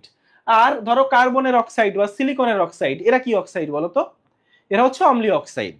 আবার টিন লেডের নিচে যারা সেখানে আছে হচ্ছে ক্ষারীয় অক্সাইড। আবার এরা হচ্ছে দেখো হাইড্রোজেনের সাথে বিক্রিয়া করতেছে, পানির সাথে বিক্রিয়া করতেছে, HCl এর সাথে বিক্রিয়া করতেছে, ক্ষারের সাথে বিক্রিয়া করতেছে। তাহলে কি কি বিক্রিয়া করে সেই জায়গাটা আমরা দেখলাম। এখন অক্সিজেন সহ বিক্রিয়ার ক্ষেত্রে একটু চলে আসো। এই যে গ্রুপ 14 এর যে মৌলগুলা কার্বন, সিলিকন, টিন, লেড, তাই না, এই যে টিন, লেড, এই যে মৌলগুলা কার্বন, সিলিকন, টিন, লেড, এই যে মৌলগুলা আছে, এখন একটু খেয়াল করো ভাইয়া। তাইলে কার্বন আর সিলিকন হচ্ছে অম্লধর্মী অক্সাইড, আর টিন আর লেডের অক্সাইড উভধর্মী অক্সাইড। আবার এখানে বলছে টিন আর লেডের অক্সাইড জারণধর্মী অক্সাইড, মানে এরা জারক হিসেবে কাজ করে, মানে এরা জারক হিসেবে কাজ করে। ঠিক আছে, তাহলে টিন আর লেডের অক্সাইড উভধর্মী অক্সাইড এবং জারণধর্মী অক্সাইড। টিন আর লেডের অক্সাইড হচ্ছে উভধর্মী অক্সাইড এবং জারণধর্মী অক্সাইড। কি বললাম, উপধর্মী অক্সাইড এবং জারণধর্মী অক্সাইড। ক্লিয়ার? আচ্ছা, এখন এই জায়গায় চলে আসো, কার্বন ডাই অক্সাইড গ্যাস কিন্তু সিলিকা কঠিন। কি বলছি, কার্বন ডাই অক্সাইড হচ্ছে গ্যাস কিন্তু সিলিকা যেটা সেটা হচ্ছে কঠিন পদার্থ। কেন? কারণ কার্বনের সাথে অক্সিজেন এই যে বন্ধন, এখানে বন্ধনটা হচ্ছে ভ্যান ডার ওয়ালস বন্ধন, এই জন্য বন্ধনটা দুর্বল, তাই তার গলনাঙ্ক স্ফুটনাঙ্ক কম। কারণ এই জন্য এটা গ্যাস, তাই কার্বন ডাই অক্সাইড গ্যাস। তো কঠিন কার্বন ডাই অক্সাইডকে শুষ্ক বরফ কেন বলে জানো? বলতো কঠিন কার্বন ডাই অক্সাইডকে শুষ্ক বরফ কেন বলে? কারণ এইটা বরফ, বরফের মতো দেখতে, কিন্তু বরফে তো পানি আছে, কিন্তু এখানে কোনো পানি নাই, তো এই জন্য এটাকে শুষ্ক বরফ বলে, কারণ এর কোনো পানি নেই, দেখতে বরফের মতো কিন্তু পানি নেই। তো এটার গলনাঙ্ক হচ্ছে -56 ডিগ্রি, এটার গলনাঙ্ক হচ্ছে 56 ডিগ্রি। কি বললাম, এটার গলনাঙ্ক যেটা সেটা হচ্ছে 56 ডিগ্রি, এটার গলনাঙ্ক হচ্ছে 56 ডিগ্রি। এখন সিলিকার ক্ষেত্রে চলে আসো, সিলিকার মজার জিনিসটা দেখো, এই যে সিলিকা, তাহলে সিলিকার ক্ষেত্রে এই যে দেখো, এই যে সিলিকন, এই যে অক্সিজেন, আবার সিলিকন, মানে ঘুরে ফিরে একটা সিলিকন আরেকটার সাথে, ওই সিলিকন আরেকটার সাথে, ওই সিলিকন আরেকটার সাথে, ওই সিলিকন আরেকটার সাথে, এবার যুক্ত হইতে হইতে হইতে হইতে অনেক সিলিকন একসাথে বৃহৎ আকারের একটা যৌগ তৈরি করে, এবং এই যৌগটা কিন্তু স্থায়ী যৌগ। মানে অনেক সময় হয় না যে একটা যৌগ তৈরি হয়েছে কিন্তু মানে কাইন্ড অফ যে কোনো সময় ভেঙে যাবে, ওরকম না, এটা কিন্তু একটা স্থায়ী যৌগ। আবার বলি, এই যে যৌগটা তৈরি হয়েছে এই যৌগটা হচ্ছে একটা স্থায়ী যৌগ, এবং বারবার বারবার বারবার তৈরি হইতে হইতে হইতে হইতে যখন এখন এটাকে তুমি ভাঙতে চাও, এখন ঠিক আছে এরা সমযোজী বন্ধন দিয়ে তৈরি, আমি বুঝতেছি সমযোজী বন্ধন অত স্ট্রং না, কিন্তু যখন ভাঙবা কি পরিমাণ বন্ধন তোমার ভাঙা লাগবে বলতো, একটার পর একটা বন্ধন ভাঙতে হবে, ভাঙতে ভাঙতে ভাঙতে ভাঙতে এত বন্ধন যেহেতু ভাঙতে হয় তখন আসলে প্রচুর কষ্ট করতে হয়। এই জন্য এই সিলিকার গলনাঙ্ক 1610 আর স্ফুটনাঙ্ক 2230, এবং সিলিকা হচ্ছে কঠিন, এই জন্যই সিলিকার হচ্ছে গলনাঙ্ক স্ফুটনাঙ্ক অনেক বেশি, সিলিকা হচ্ছে কঠিন। সিলিকা এই গ্রুপ 14 এর যারা, তারা হাইড্রাইড তৈরি করে, পানির হাইড্রোজেন প্রতিস্থাপন করে, এগুলা ওই যে তুমি চার্ট দেখছো না, ওই চার্টে এই সব দেওয়া আছে। আচ্ছা, তারপর আসো HCl এর অ্যাসিডের হাইড্রোজেন প্রতিস্থাপন করে। আমার গুরুত্বপূর্ণ হচ্ছে এই পয়েন্টটা, এই যে 6 নাম্বার পয়েন্টটা, যে কে আদ্র বিশ্লেষিত হয় কে আদ্র বিশ্লেষিত হয় না। তো এখানে বলা আছে কার্বন টেট্রাক্লোরাইড যে যৌগটা, কার্বন টেট্রাক্লোরাইড, দেখো কার্বন টেট্রাক্লোরাইড এ আদ্র বিশ্লেষিত হয় না, কিন্তু সিলিকন টেট্রাক্লোরাইড এই যৌগটা আদ্র বিশ্লেষিত হয়। আদ্র বিশ্লেষণ মানে কি? আদ্র বিশ্লেষণ মানে সোজা বাংলায় এ পানির সাথে বিক্রিয়া করে, সরি এ পানির সাথে বিক্রিয়া করে, এ পানির সাথে বিক্রিয়া করে না। তাহলে এই ভদ্রলোক হচ্ছে পানির সাথে বিক্রিয়া করে না কার্বন টেট্রাক্লোরাইড, সিলিকা হচ্ছে পানির সাথে বিক্রিয়া করে। তাহলে এখানে ঘটনা কি বলতো? ঘটনা হচ্ছে ধরো একটা পানি, এখন তুমি জানো যে পানির যে অক্সিজেন, এই অক্সিজেনের নিঃসঙ্গ ইলেকট্রন যুগল আছে, আছে কিনা বলো? পানির অক্সিজেনের নিঃসঙ্গ ইলেকট্রন যুগল আছে। এখন মনে রাখবা এই নিঃসঙ্গ ইলেকট্রন যুগল ফাঁকা ডি অরবিটালের মানে সাথে আর কি ও সন্নিবেশ বন্ধন তৈরি করে। ধরো ডি অরবিটালে 5টা ঘর আছে, আমি ধরে নিচ্ছি ডি অরবিটালে, মানে ডি অরবিটালে ঘর 5টাই, মানে ডিতে তো 5টা অরবিটাল, তাই না? 5টা অরবিটাল। তো ধরো এখানে ইলেকট্রন আছে, এখানে ইলেকট্রন আছে, এখানে ইলেকট্রন আছে, কিন্তু ধরো এইখানে ইলেকট্রন নাই বা এই অরবিটাল ইলেকট্রন নাই, তখন এই অরবিটাল, এই যে ফাঁকা অরবিটাল, এখানে কোনো ইলেকট্রন নাই, আর এখানে হচ্ছে মুক্ত জোড় ইলেকট্রন আছে, দুইটা আছে। তো সন্নিবেশ বন্ধন তৈরিতে তুমি জানো যে একজনের একটাও থাকে না আর একজনের দুইটা থাকে, মানে একজন নিঃসঙ্গ ইলেকট্রন যুগল দেয় আর একজনের কিচ্ছু থাকে না। তো এটার জন্য ফাঁকা ডি অরবিটাল থাকতে হবে, ফাঁকা ডি অরবিটাল থাকতে হবে। এবং সিলিকনের ইলেকট্রন বিন্যাস করো, সিলিকনের ইলেকট্রন বিন্যাস করো, দেখবা যে ডি অরবিটাল যেটা সেটা আছে। তুমি এই যে এই ছবিটা খেয়াল করো, দেখো। আচ্ছা, কই গেল?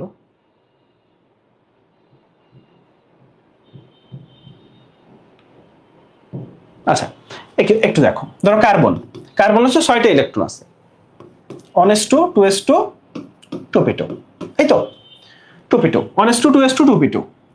এদের কি 2d ইলেকট্রন কি হয় বলো তো? 2d ইলেকট্রন কি হওয়া সম্ভব? 2d ইলেকট্রন হওয়া সম্ভব না, 2d ইলেকট্রন সম্ভব না। ফলে কার্বনের ডি ইলেকট্রন নাই, ডি অরবিটাল নাই। ফলে এই দেখো পিতে পি যেটা সেখানে কিন্তু হচ্ছে না এটা।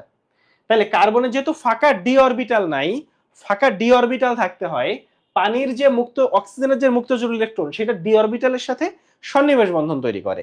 তাইলে কার্বনের যেহেতু ডি অরবিটাল নাই, কিন্তু সিলিকনের ডি অরবিটাল আছে, সিলিকনের হচ্ছে ডি অরবিটাল আছে। যেহেতু সিলিকনের ডি অরবিটাল আছে, সিলিকনের ইলেকট্রন বিন্যাস করো, দেখবা যে সিলিকনের 3d অরবিটাল পসিবল। মানে ব্যাপারটা কিরকম, যে সিলিকনের শেষ ইলেকট্রনটা 3-তে গেছে, 3 নাম্বার শক্তি স্তরে গেছে। তাইলে সিলিকনের এরপরে ইলেকট্রন মানে উত্তপ্ত করলে, সিলিকনকে একটু হিট দিলে দেখবো যে ইলেকট্রন লাফ দিয়ে ডি অরবিটালে চলে যাবে। ইলেকট্রন লাফ দিয়ে কোথায় যাবে ভাইয়া? ডি অরবিটালে চলে যাবে। কিন্তু কার্বনের ক্ষেত্রে কিন্তু 2d অরবিটাল সম্ভবই না, ফলে কার্বনের লাফ দিয়ে ডি অরবিটালে যাওয়া সম্ভব না। মানে মোট কথা কার্বনের ডি অরবিটাল নাই, কিন্তু সিলিকনে আছে। তো এই ডি অরবিটালের সাথে পানির অক্সিজেন মুক্ত জোড় ইলেকট্রন, অক্সিজেনের যে মুক্ত জোড় ইলেকট্রন সে সন্নিবেশ বন্ধন তৈরি করে। যখন ও সন্নিবেশ বন্ধন তৈরি করে তখন সে পানিতে দ্রবীভূত হয় বা পানির সাথে বিক্রিয়া করে পানিতে আদ্র বিশ্লেষিত হয়। তাই সহজ ভাষায় শুধুমাত্র কার্বন আর সিলিকনের জন্য না, কোন যৌগ আদ্র বিশ্লেষিত হবে কিনা সেটা ডিপেন্ড করে তার যে কেন্দ্রীয় মৌল, সেই কেন্দ্রীয় মৌলের ডি অরবিটাল আছে কিনা, কেন্দ্রীয় মৌলতে ডি অরবিটাল পসিবল কিনা সেটার উপর, কেন্দ্রীয় মৌলতে ডি অরবিটাল পসিবল কিনা সেইটার উপর নির্ভর করে হচ্ছে। আচ্ছা, তাহলে দ্বিতীয় পর্যায়ভুক্ত কার্বন পরমাণুতে কোনো ডি অরবিটাল নাই। এখন একটু চলে আসো, এই যে দেখো যে এই যে সিলিকন, এই যে সিলিকনের সাথে অক্সিজেনের মুক্ত জোড় ইলেকট্রন সন্নিবেশ বন্ধন তৈরি করতেছে, আসলে সিলিকনের ডি অরবিটালের সাথে এটা তৈরি করতেছে, এবং তাই সিলিকনের অষ্টক সম্প্রসারণ সম্ভব হয়েছে, তাই সিলিকনের অষ্টক সম্প্রসারণ সম্ভব হয়েছে। এখন এখানে কিছু আলোচনা আছে, গ্রুপ 15 এর আলোচনা। তো গ্রুপ 15 এর মৌলগুলা কারা সবাই একটু আমাকে বলো তো, গ্রুপ 15 এর মৌলগুলা কারা? সবাই কমেন্ট করে লিখো, গ্রুপ 15 এর মৌলগুলা কারা?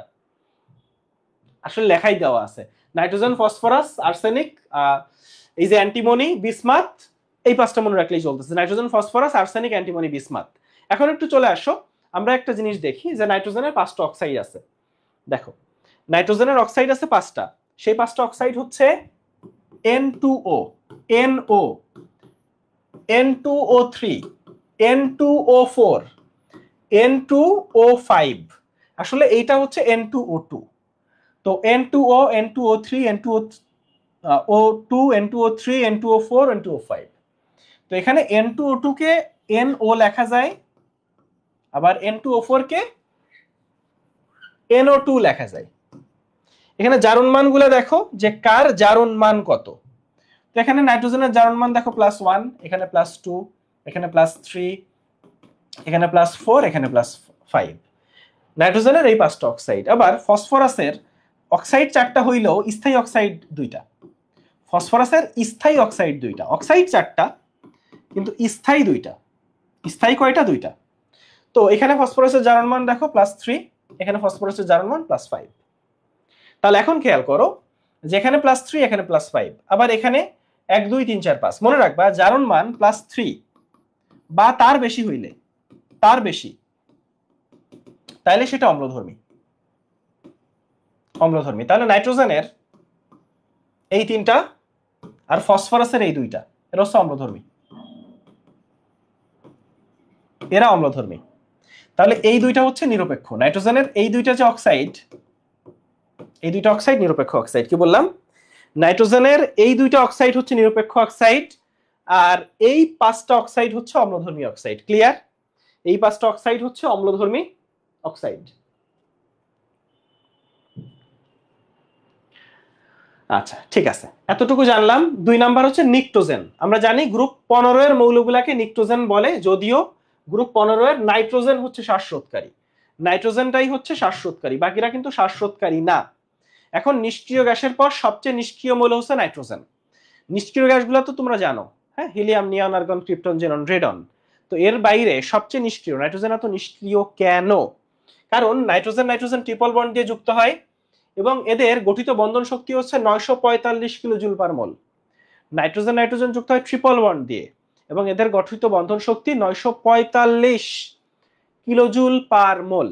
এটা অনেক শক্তিশালী একটা বন্ধন শক্তি এবং এদেরকে যদি ভাঙতে চাও তাহলে 3000 ডিগ্রি সেলসিয়াস তাপমাত্রায়, এবং তুমি এটা বায়োলজিতে পড়ছো যে বর্জ্যপাত যখন হয়, বর্জ্যপাতে 3000 ডিগ্রি সেলসিয়াস তাপমাত্রা সৃষ্টি হয়, তখন নাইট্রোজেন, বাতাসের যে নাইট্রোজেন সেটা বিক্রিয়া করে, তাই না? নাইট্রোজেন সংবন্ধনে এটা পড়ছো, নাইট্রোজেন সংবন্ধনে এটা পড়ছো না? পড়ছো।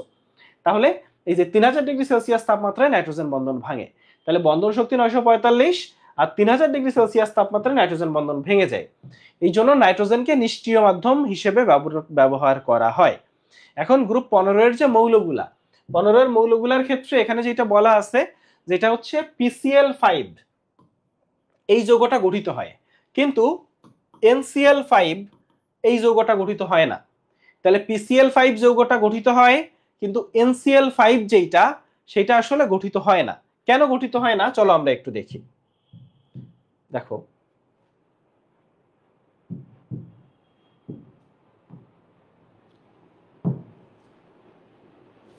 এই ছবিটা খেয়াল করো। এখানে দেখো, এই হচ্ছে নাইট্রোজেন, এটার ইলেকট্রন বিন্যাস হচ্ছে, একটু ছোট করি ছবিটাকে,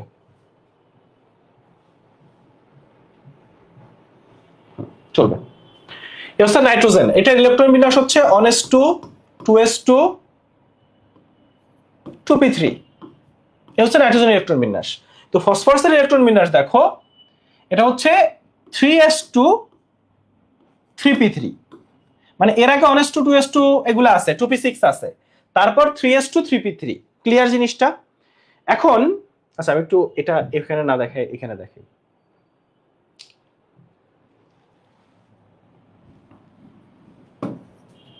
কার্বনের হচ্ছে 1s2 2s2 2p3, মানে p অরবিটাল, তিনটা ঘর, তিনটা করে ইলেকট্রন আছে। আচ্ছা, কিন্তু 2d অরবিটাল এর কিন্তু সম্ভব না, 2d অরবিটাল হয় না। আর ফসফরাসের ক্ষেত্রে এটা হচ্ছে 1s2 2s2 2p6 3s2 3p3। এখন দেখো যে এস এ দুইটা ঘর, একটা ঘর আছে, দুইটা ইলেকট্রন আছে। পিতে তিনটা ঘর আছে, পিতে আছে তিনটা ঘর, প্রত্যেকটা ঘরে একটা করে ইলেকট্রন আছে। আবার এখানে ডি আছে, পাঁচটা ঘর আছে, কারণ 3d সম্ভব, 2d সম্ভব না। 1 2 3 4 5, পাঁচটা ঘর আছে, কিন্তু কোনো ইলেকট্রন কিন্তু নাই, কিন্তু ফসফরাসকে যদি একটু উত্তেজিত করো, হিট দাও, হিট দিলে কি হবে জানো? এস এ যে দুইটা আছে না, এস এর একটা বেরোয় যাবে, এস এর একটা বেরোয় ডিতে চলে যাবে, এস এর একটা বেরোয় ডিতে চলে যাবে। তখন বিন্যাস কি হবে বলতো? 3s1 3p3 3d1। জিনিসটা কি বুঝছো? তাইলে এস এ একটা সিঙ্গেল, এখানে তিনটা সিঙ্গেল, এখানে একটা সিঙ্গেল, মোট 5 জন সিঙ্গেল আছে। এখন ঘটনা হচ্ছে এই যে ফসফরাসের সাথে যেহেতু 5 জন সিঙ্গেল আছে, 5 জন ক্লোরিন এই ফসফরাসের সাথে যুক্ত হবে। যে কয়জন সিঙ্গেল বুঝোই তো, যে কয়জন সিঙ্গেল বিয়ের যোগ্য, সেই কয়জনই তো বিয়ে করতে পারবে। তাহলে এই 5 জন হচ্ছে বিয়ের যোগ্য, এই 5 জন 5টা ক্লোরিনের সাথে, ক্লোরিন হচ্ছে মেয়ে আর এই হচ্ছে ছেলে, ক্লোরিন এরা বর, এই হচ্ছে ক্লোরিন হচ্ছে বউ। তাইলে এই 5 জন বিয়ের যোগ্য, তাইলে এই 5 জন ক্লোরিনের সাথে বিয়ে হবে, তৈরি হবে PCl5। কিন্তু কার্বনের ক্ষেত্রে একটু খেয়াল করো, কার্বনে হচ্ছে যতই হিট দাও, যেহেতু 2d অরবিটাল নাই, এই ইলেকট্রন লাফ দিয়ে কোথাও যাইতে পারবে না। ফলে এই এস এ দুইজন আছে, মানে এরা বিবাহিত, এখানে পিতে 3টা ঘর 3 জন সিঙ্গেল, তাই হচ্ছে এটা নাইট্রোজেন হবে। তাহলে এখানে নাইট্রোজেন টেট্রাক্লোরাইড NCl3 গঠিত হইতে পারবে, কিন্তু NCl5 গঠিত হইতে পারবে না। তাহলে এখানে NCl3 গঠিত হইতে পারবে, NCl5 গঠিত হইতে পারবে না। কিন্তু পি এর ক্ষেত্রে দেখো, ফসফরাসের ক্ষেত্রে দেখো PCl5 গঠিত হইতে পারবে। তাহলে PCl3ও গঠিত হইতে পারবে, PCl5ও গঠিত হইতে পারবে, কিন্তু নাইট্রোজেনের ক্ষেত্রে হচ্ছে NCl5 গঠিত হইতে পারবে না। কেন? কারণ এখানেও একই কেস, মানে 3d অরবিটাল নাই। ঠিক একইভাবে তুমি যেমন দেখছিলে যে কার্বন টেট্রাক্লোরাইড আদ্র বিশ্লেষিত হইতে পারে না, ঠিক একইভাবে দেখতেছো যে এই NCl5 গঠিত হইতে পারে না। এই সবগুলোর রিজন হচ্ছে 3d অরবিটাল নাই, সবগুলা রিজনই হচ্ছে ঘুরে ফিরে 3d অরবিটাল নাই।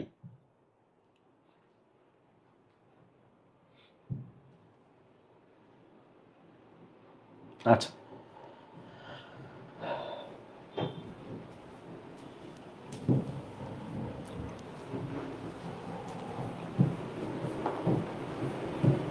আচ্ছা আমরা ডিতে আসি নাই, আমরা আসলে পি পড়তেছি। পি পড়লে ডি তাড়াতাড়ি শেষ হয়ে যাবে, ডিতে তেমন পড়া নাই, বুঝছো? আমাদের পড়া যা সেটা হচ্ছে পিতে, পিটাই আমরা একটু। আচ্ছা আমাদের পিটা হইছে না? আচ্ছা পিটা হয় নাই, পিতে কিছু পড়াশোনা আছে, আসো। আচ্ছা কেন NCl5 গঠিত হয় না সেটা আমরা দেখলাম, যে NCl5 কেন হয় না। 2 নম্বর অক্সাইড গুলো আমরা দেখছি, যে নাইট্রোজেনের 5টা অক্সাইড, ফসফরাসের 3টা অক্সাইড, কারা অম্লধর্মী, কেন অম্লধর্মী, কারা নিরপেক্ষ। আমাকে বলো তো নাইট্রোজেনের কোন 2টা অক্সাইড নিরপেক্ষ?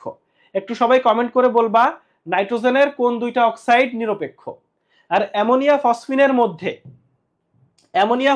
মধ্যে কেন অ্যামোনিয়া বেশি ক্ষারধর্মী, কেন অ্যামোনিয়া বেশি ক্ষারধর্মী সেই জায়গাটা জানতে চাচ্ছে। তো একটু খেয়াল করো, দুইজনই কিন্তু ক্ষারধর্মী। এখানে যদি আমি বলি যে PH3 এটার নাম ফসফিন, আর NH3 এটার নাম অ্যামোনিয়া। এখন দুইজনই ক্ষার, কিন্তু এই অ্যামোনিয়া হচ্ছে তীব্র বেশি। তো বেশি তীব্র হওয়ার কারণ কি? ক্ষারের তীব্র হওয়ার রিজন হচ্ছে ইলেকট্রন দেওয়ার ক্ষমতা বেশি। আচ্ছা একটা জিনিস বুঝো, যার ইলেকট্রন দেওয়ার ক্ষমতা বেশি তাহলে তার ইলেকট্রন আছে বেশি। মানে আমি যদি বলি যে আমার কাউকে টাকা ধার দেওয়ার ক্ষমতা বেশি, তাহলে বলতে হবে আমার কাছে টাকা আছে, সেজন্যই না আমি কাউকে ধার দিতে পারতেছি। তাইলে দেওয়ার ক্ষমতা বেশি মানে ওর কাছে টাকা বেশি থাকতে হবে, তাহলে নাইট্রোজেনের কাছে ইলেকট্রন বেশি থাকতে হবে। তো নাইট্রোজেনের কাছে ইলেকট্রন বেশি থাকার কারণ কি? ফসফরাস আর অ্যামোনিয়ার মধ্যে ইলেকট্রোনেগেটিভিটি বেশি। মানে অ্যামোনিয়ার তড়িৎ ঋণাত্মকতা বেশি। মানে ধরো ফসফরাসের সাথে যখন 3টা হাইড্রোজেন যুক্ত হচ্ছে, আবার নাইট্রোজেনের সাথে 3টা হাইড্রোজেন যুক্ত হচ্ছে, এই যে ইলেকট্রনগুলো শেয়ার করছে, এই শেয়ার কিন্তু ইলেকট্রনকে নাইট্রোজেন নিজের দিকে টান দেয়, ফসফরাসও টান দেয়, তবে নাইট্রোজেন বেশি জোরে টান দেয়। ফলে এই ইলেকট্রন যেগুলো শেয়ার করে ইলেকট্রন, এগুলো নাইট্রোজেনের কাছাকাছি বেশি থাকে। ফলে শেয়ার কিলো ইলেকট্রন নাইট্রোজেনের বেশি কাছাকাছি আছে। 2 নম্বর নাইট্রোজেনের সাইজ ছোট। তো সাইজ ছোট হইলে কি হয়, একটা সুবিধা আছে, সাইজ ছোট হইলে ইলেকট্রন গুলাও খুব কাছাকাছি থাকে। তাইলে এখন সাইজ ছোট হইলে ইলেকট্রন গুলো কাছাকাছি থাকে, আবার শেয়ার কিন্তু ইলেকট্রন গুলাও কাছাকাছি। ফলে মোট কথা নাইট্রোজেনের কাছে বেশি ইলেকট্রন আছে, ফলে নাইট্রোজেন দ্রুত ইলেকট্রন দিতে পারবে, তাই অ্যামোনিয়া বেশি তীব্র ক্ষার। কি বললাম? সেজন্য হচ্ছে অ্যামোনিয়া বেশি তীব্র ক্ষার। এরপরে চলে আসো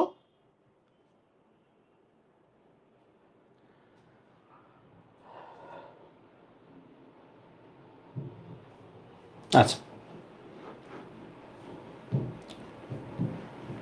তাহলে কে বেশি তীব্র ক্ষার সেইটা আমরা আশা করি বুঝতে পারছি। এরপর আমরা দেখব হচ্ছে 16 এর মৌল, ওই যে ও সার সেলেটি পচা, অক্সিজেন, সালফার, সেলেনিয়াম, টেলুরিয়াম, এগুলা। তো এদেরকে চ্যালকোজেন বা আকরিক উৎপন্নকারী মৌল বলা হয়। আমাকে বলতে হবে শ্বাসরোধকারী মৌলকে। সবাই আমাকে কমেন্ট করে বলবা শ্বাসরোধকারী মৌল কোনটা। তো এখানেও ঠিক সেম বেসিক, যে অক্সিজেন ডাইফ্লোরাইড গঠিত হয়, কিন্তু টেট্রাফ্লোরাইড বা হেক্সাফ্লোরাইড গঠিত হয় না কেন? টেট্রাফ্লোরাইড বা হেক্সাফ্লোরাইড গঠিত হয় না কেন? কারণ তুমি খেয়াল করলেই দেখবা অক্সিজেনের এই যে যখনই তুমি অক্সিজেনের ইলেকট্রন বিন্যাস করতেছো, তুমি জানো যে ইয়াটা হচ্ছে 3s2 3p4, মানে পিতে ঘর আছে 3টা, পিতে ঘর আছে হচ্ছে 3টা আর ইলেকট্রন আছে 4টা। তাহলে ব্যাপারটা এরকম, সরি, ঘর 3টা, তাহলে 1টা 2টা 3টা 4টা এরকম, 2জন সিঙ্গেল আছে। কিন্তু এর আবার সরি, অক্সিজেন তো 16 না, অক্সিজেন হচ্ছে 8 হইলে হচ্ছে 2s2 2p4 2p4। তো 2p4 এর ক্ষেত্রে খেয়াল করো ভাইয়া, এই যে ঘটনা, তাহলে 2জন সিঙ্গেল আছে, তাহলে 2জন বিয়ে করার যোগ্য, তাহলে 2জন 2টা ফ্লোরিনের সাথে বিক্রিয়া করে ডাইফ্লোরাইড তৈরি করে। এখন যদি এখানে 2d অরবিটাল থাকতো তাহলে 5টা ঘর থাকতো, তাই না? যখনই হিট দিতা তখনই এই s এর ইলেকট্রন এখানে চলে আসতো, ফলে তখন এখানে আরো 2জন সিঙ্গেল হয়ে যাইতো, তখন অক্সিজেন টেট্রাফ্লোরাইড গঠন হওয়া সম্ভব ছিল। কিন্তু যেহেতু এটা হয় না, তাই অক্সিজেন টেট্রাফ্লোরাইড গঠন হওয়া সম্ভব না। কি বললাম? অক্সিজেন টেট্রাফ্লোরাইড গঠন হওয়া সম্ভব না। তাহলে একটু খেয়াল করো ভাইয়া, অক্সিজেন ডাইফ্লোরাইড গঠিত হয় কেন? কারণ অক্সিজেনের ইলেকট্রন বিন্যাস করো, দেখবা যে 2টা সিঙ্গেল ইলেকট্রন আছে, কিন্তু যতই হিট দাও সিঙ্গেল ইলেকট্রন আর বাড়ানো সম্ভব না, তাই টেট্রাফ্লোরাইড বা হেক্সাফ্লোরাইড গঠিত হয় না। যদি 2d অরবিটাল থাকতো, মানে বা 3d অরবিটাল থাকতো, তাইলে এটা সম্ভব হইতো। 2 নম্বরে যেটা বলা আছে সেটা হচ্ছে অক্সিজেনের হাইড্রাইড হচ্ছে পানি। পানির কথা তোমরা সবাই চিনো, পানি হচ্ছে উভধর্মী যৌগ। পানি কিন্তু একটা উভধর্মী যৌগ, পানি একটা উভধর্মী যৌগ, পানি একটা উভধর্মী যৌগ, অর্থাৎ পানি দেখবা যে কখনো কখনো অ্যাসিড হিসেবে কাজ করে, কখনো কখনো ক্ষার হিসেবে কাজ করে। আচ্ছা, এইটা গেল। তারপর একটু নিচের দিকে চলে আসো, হাইড্রাইড। তাহলে ধরো সালফার, অক্সিজেনের ধরো সালফার 16 নম্বর গ্রুপের, তো সালফার হাইড্রোজেনের সাথে তৈরি করে হাইড্রোজেন সালফাইড, কিন্তু অক্সিজেন হাইড্রোজেনের সাথে তৈরি করে পানি। তাইলে অক্সিজেন আর সালফারই সবচেয়ে ইম্পর্টেন্ট মৌল এই দুইটা, এই গ্রুপের, গ্রুপ 16। তাহলে সালফার তৈরি করে হাইড্রোজেন সালফাইড, আর পানি তৈরি করে, অক্সিজেন তৈরি করে হচ্ছে পানি। তো পানি হচ্ছে প্রশম যৌগ বা উভধর্মী, আর H2S কিন্তু অ্যাসিড, H2S অ্যাসিড, কিন্তু পানি উভধর্মী। এতটুকু খেয়াল করতে হবে যে পানি উভধর্মী কিন্তু H2S অ্যাসিড, এই জায়গাটা খেয়াল করব। ফলে এরা ধাতব অক্সাইড তৈরি করে, ধাতব সালফাইড তৈরি করে। যেমন এই যে অক্সিজেন ধাতুর সাথে বিক্রিয়া করতেছে, এই অক্সিজেন কপারের সাথে বিক্রিয়া করতেছে। এরপরে লাস্টে যেটা অধাতব অক্সাইড হচ্ছে অম্লধর্মী। তাহলে অধাতব অক্সাইড বলতে কি বোঝাচ্ছে তুমি জানো, যে আমাদের কই গেল, দেখো, ধরো সোডিয়াম অক্সাইড, ম্যাগনেসিয়াম অক্সাইড, ধাতব অক্সাইড। ধাতব অক্সাইড হচ্ছে ক্ষারধর্মী, ধাতব অক্সাইড গুলা হচ্ছে ক্ষারধর্মী। আর আমাদের অধাতুর যে অক্সাইড গুলাই আছে, প্রত্যেকটা অক্সাইড কিন্তু অম্লধর্মী। অধাতুর অক্সাইড হচ্ছে অম্লধর্মী, ধাতুর যে অক্সাইড সেগুলো হচ্ছে ক্ষারধর্মী। তারপর আমরা গ্রুপ 17-এ চলে আসছি। গ্রুপ 17 সবচেয়ে বেশি ইম্পর্টেন্ট। গ্রুপ 17 ভাইয়া মারাত্মক ইম্পর্টেন্ট। প্রথমেই আমি বলি যে গ্রুপ 17-এর যে মৌলগুলো আছে, ফ্লোরিন আছে, ক্লোরিন আছে, ব্রোমিন আছে, আয়োডিন আছে। এখন ফ্লোরিন হচ্ছে গ্যাস, ক্লোরিন হচ্ছে গ্যাস, ব্রোমিন হচ্ছে তরল, আর আয়োডিন হচ্ছে কঠিন। এটা হচ্ছে প্রথম কথা। 2 নাম্বার কথা হচ্ছে তাদের কালার যদি জানি, কালারের ক্ষেত্রে ব্রোমিন হচ্ছে লাল বর্ণের তরল, আয়োডিন হচ্ছে বেগুনি, আয়োডিন হচ্ছে বেগুনি। এখন ফ্লোরিন আর ক্লোরিনের ক্ষেত্রে দুইটাই কিন্তু হলুদ, একটা ফিকে হলুদ আর একটা সবুজাভ হলুদ, একটা হচ্ছে ফিকে হলুদ আর একটা হচ্ছে সবুজাভ হলুদ। এখন কয়েকটা ক্রম আমরা দেখি, এই গ্রুপ 17-এর ক্রমগুলা নিয়ে মারাত্মক প্যাচ লাগে, খুবই প্যাচ লাগে গ্রুপ 17-এর ক্রমগুলা নিয়ে। চলো আমরা ক্রমগুলা একটু দেখি। দেখো, গ্রুপ 17-এর ক্রমগুলার ক্ষেত্রে আমরা যদি অ্যাসিড বলি, হাইড্রোসিড, অর্থাৎ hydrogen fluoride, hydrogen chloride, hydrogen bromide, hydrogen iodide, তো এগুলোর ক্রমের ক্ষেত্রে তুমি জানো ক্রমটা এরকম, হাইড্রোসিড। হাইড্রোসিডের শক্তি মানে কোনটা বেশি শক্তিশালী অ্যাসিড হাইড্রোসিডের মধ্যে, তাহলে এইটা। এখন ভ্যান ডার ওয়ালস যে বল সেটা কিন্তু আবার সেটা কিন্তু এরকম, ভ্যান ডার ওয়ালস আকর্ষণ বল যেটা, সেটা হচ্ছে এরকম, ফ্লোরিন, ক্লোরিন, ব্রোমিন, আয়োডিন। একটু খেয়াল করো, ভ্যান ডার ওয়ালসের ক্ষেত্রে ব্যাপারটা এরকম এরকম। হ্যাঁ, তাহলে এটা হচ্ছে ভ্যান ডার ওয়ালস শক্তি, যেটা ভ্যান ডার ওয়ালস। তাহলে ভ্যান ডার ওয়ালসটা হচ্ছে ফ্লোরিন, ক্লোরিন, ব্রোমিন, আয়োডিন এভাবে আসছে। এখন আসো জারণ ক্ষমতা। এখন জারণ ক্ষমতা যেটা সেটাই কিন্তু সক্রিয়তা। তাহলে যার জারণ ক্ষমতা বেশি তাহলে তার সক্রিয়তাও বেশি। তাহলে জারণ ক্ষমতা বা সক্রিয়তার যে ক্রম সেটা কিন্তু উল্টা, ফ্লোরিন ক্লোরিন ব্রোমিন আয়োডিন। জিনিসটা খেয়াল করছো? তাহলে ভ্যান ডার ওয়ালস যেটা জারণ ক্ষমতা সক্রিয়তা সেটা কিন্তু উল্টে গেছে। ভ্যান ডার ওয়ালস আর জারণ ক্ষমতা এগুলা কেন উল্টাইছে এগুলো আমরা দেখব, এগুলো নিয়েও টেনশন করার কিছু নাই।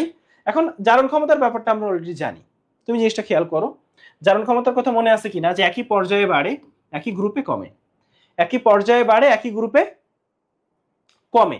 এখন তুমি অলরেডি জানো যে এই যে দেখো একই গ্রুপে কমে, এখন ধরো ফ্লোরিন ক্লোরিন ব্রোমিন আয়োডিন, তাহলে এই নিচের দিকে আসছে কমছে, তাহলে দেখছো নিচের দিকে গেছে কমছে। তাইলে জারণ ক্ষমতা সক্রিয়তা একই গ্রুপে কমে, জারণ ক্ষমতা বা সক্রিয়তা একই গ্রুপে হচ্ছে ভাইয়া কমে, এটা আমরা বুঝলাম। আর গলনাঙ্ক স্ফুটনাঙ্কের যে ক্রমটা সেইটা এরকম।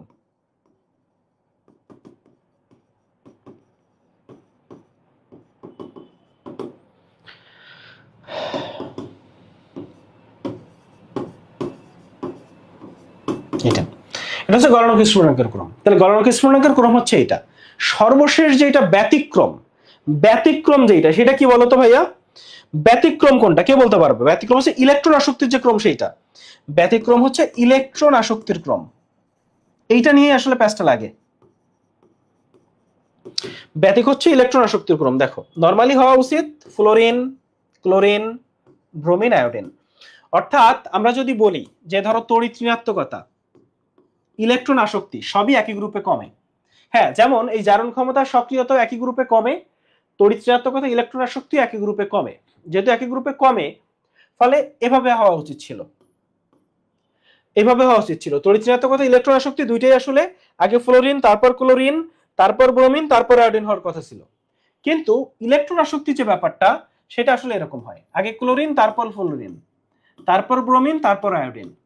এখন বলতে হবে যে কেন ক্লোরিনের ইলেকট্রন আসক্তি ফ্লোরিনের থেকে বেশি, কেন ক্লোরিনের ইলেকট্রন আসক্তি ফ্লোরিনের থেকে বেশি। তাহলে তুমি আসলে একটু খেয়াল করো যে ঘুরে ফিরে আমি যদি বলি যে জারণ ক্ষমতা সক্রিয়তা তড়িৎ ঋণাত্মকতা ইলেকট্রন আসক্তি সবই আসলে সেম, একই গ্রুপে নিচের দিকে কমে, কিন্তু একটাই মাত্র ব্যতিক্রম সেটা হচ্ছে ইলেকট্রন আসক্তি। ক্লোরিনেরটা বাড়ে। এর পিছনে রিজন হচ্ছে ইলেকট্রন আসক্তি মানে হচ্ছে ইলেকট্রনের প্রতি আগ্রহ, তাই না, যে ওর ইলেকট্রন নেওয়ার প্রতি আগ্রহ কতটুকু। তো ফ্লোরিনের সমস্যা হচ্ছে ফ্লোরিনের সাইজ ছোট। তো সাইজ ছোট হইলে কি হয় সমস্যা বলতো? সাইজ ছোট হইলে হয় সুখী সংসার। সুখী সংসার অর্থাৎ নিউক্লিয়াস ইলেকট্রন সবাই মিলে খুব কাছাকাছি থাকে, সবাই সবাইকে ভালোবাসে, বাইরের কাউকে দিতেও কিছু চায় না, বাইরে থেকে কিছু নিতেও কিছু চায় না। তো এই জন্য ফ্লোরিনের ইলেকট্রনের প্রতি আগ্রহ ক্লোরিনের চেয়ে একটু কম, ক্লোরিনের চেয়ে একটু কম, বেশি কম না একটু কম। ব্যাপারটা কি বোঝা গেছে? ক্লোরিনের চেয়ে একটু কম। ক্লিয়ার?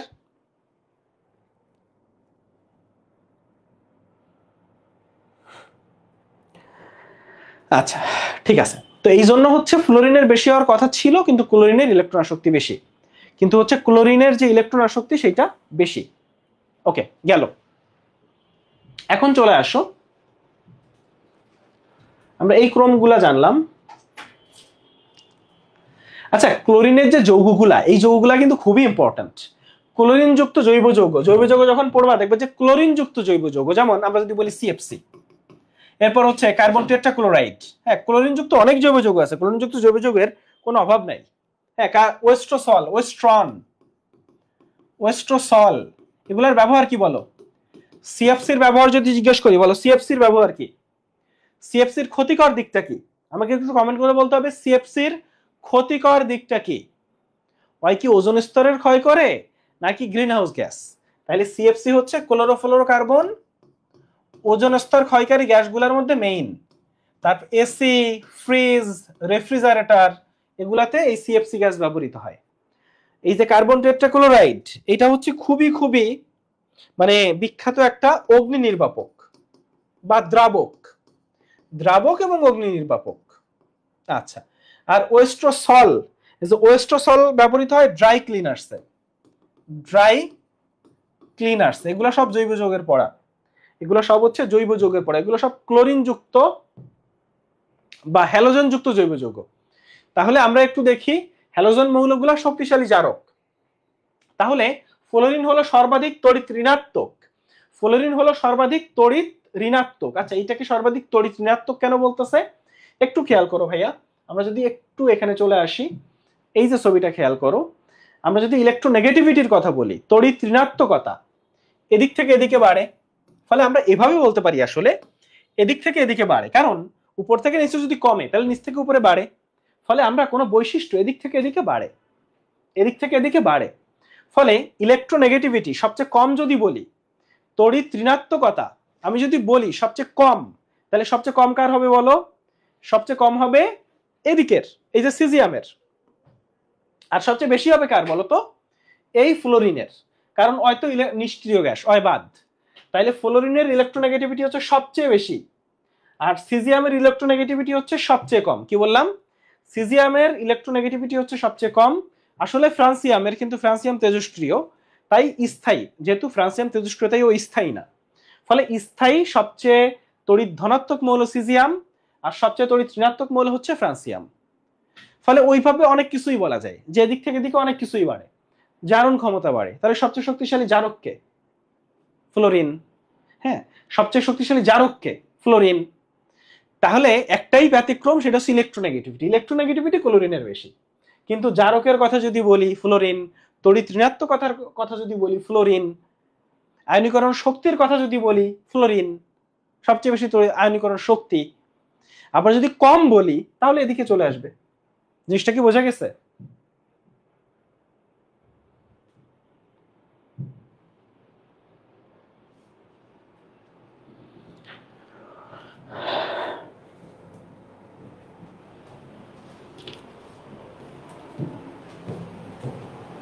আচ্ছা ঠিক আছে, তাহলে হ্যালোজেনের ব্যাপারটা আমরা মোটামুটি আইডিয়া পাইছি। এখন এখানে কিছু ক্রম দেওয়া আছে যেগুলো আমরা মাত্র শিখে আসছি। যে হাইড্রোজেন ফ্লোরাইডের কথা বলছে, স্ফুটনাঙ্ক 19.5 ডিগ্রি, 19.5 ডিগ্রি। এবং হ্যালোজেন হাইড্রোক্সাইডের ক্রম, এখানে একটা কথা, যে হাইড্রোজেন ফ্লোরাইড সবচেয়ে দুর্বল অ্যাসিড, আর হাইড্রোজেন আয়োডাইড হচ্ছে সবচেয়ে সবল অ্যাসিড। এটা কিন্তু প্যাচ লাগে। নরমালি সব জায়গায় দেখবো যে ফ্লোরিন সবচেয়ে শক্তিশালী, সবচেয়ে সক্রিয় মৌল, সবচেয়ে শক্তিশালী জারক, কিন্তু হাইড্রোজেন ফ্লোরাইড সবচেয়ে দুর্বল অ্যাসিড। হাইড্রোজেন ফ্লোরাইড হচ্ছে সবচেয়ে দুর্বল অ্যাসিড, হাইড্রোজেন ফ্লোরাইড সবচেয়ে দুর্বল অ্যাসিড। এখন দেখো আমরা অসামঞ্জস্যতা বিক্রিয়া দেখি। অসামঞ্জস্যতা বিক্রিয়া মানে কি জিনিস? ধরো এখানে একটা ক্লোরিন আছে, এখন এই ক্লোরিন যদি একই সাথে জারিত এবং বিজারিত হয়, এই ক্লোরিন একই সাথে উৎপাদের ক্ষেত্রে, ধরো দুইটা উৎপাদ তৈরি হয়েছে, একটাই জারিত হয়েছে আর একটাই বিজারিত হয়েছে, একটাই জারিত হয়েছে একটাই বিজারিত হয়েছে, তাহলে সেই বিক্রিয়াকে বলে অসামঞ্জস্যতা বিক্রিয়া।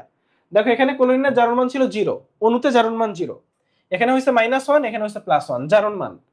ফলে একই বিক্রিয়ায় যদি এই বিক্রিয়ক, কোন বিক্রিয়ক একই সাথে জারিত এবং বিজারিত হয় উৎপাদের ক্ষেত্রে, তাহলে দুইটা ক্লোরিন থেকে তৈরি হয়েছে HCl, HOCl।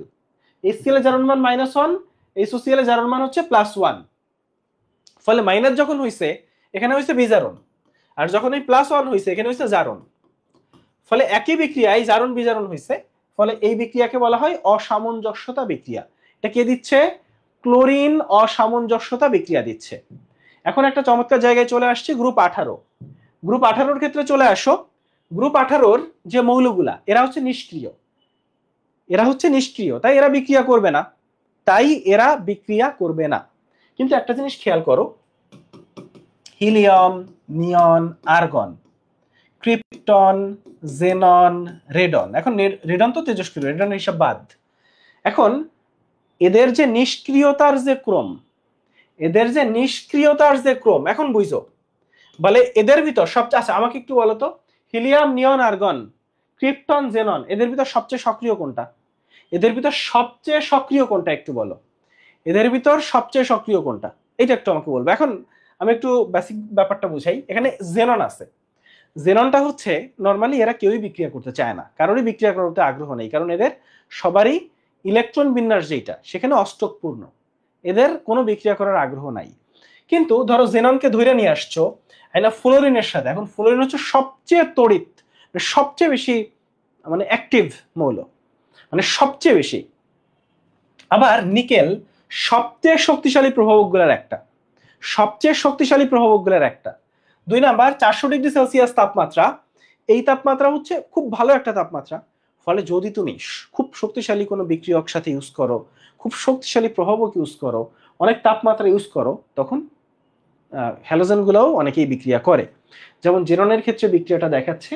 জেননের ক্ষেত্রে একটু খেয়াল করো, জেনন ডাইফ্লোরাইড তৈরি করে, জেনন হেক্সাফ্লোরাইড মানে টেট্রাফ্লোরাইড তৈরি করে, জেনন আসলে হেক্সাফ্লোরাইড তৈরি করে, জেনন আসলে হেক্সাফ্লোরাইড তৈরি করে। এবং এইটা তুমি এখান থেকে দেখবা, এই যে জেনন দেখো 400 ডিগ্রি নিকেল ডাইফ্লোরাইড তৈরি করতেছে, 56 এটিএম চাপ কই গেল, হ্যাঁ 56 এটিএম চাপে ওই একই কিছু, কিন্তু 56 এটিএম চাপে হচ্ছে টেট্রাফ্লোরাইড তৈরি করতেছে, 56 এটিএম চাপে হচ্ছে টেট্রাফ্লোরাইড তৈরি করতেছে। এখন একটু চলে আসো, আমরা একটু এই জায়গাটা দেখি কোনটার আকৃতি কেমন।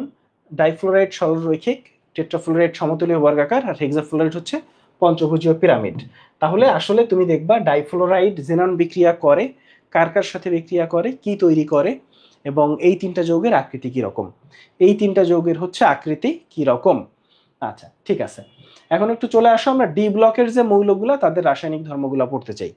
এখন আমরা একটু আমাদের যে ডি ব্লকের যে মৌলগুলা সেই মৌলগুলা রাসায়নিক ধর্মগুলি একটু পড়তে চাই।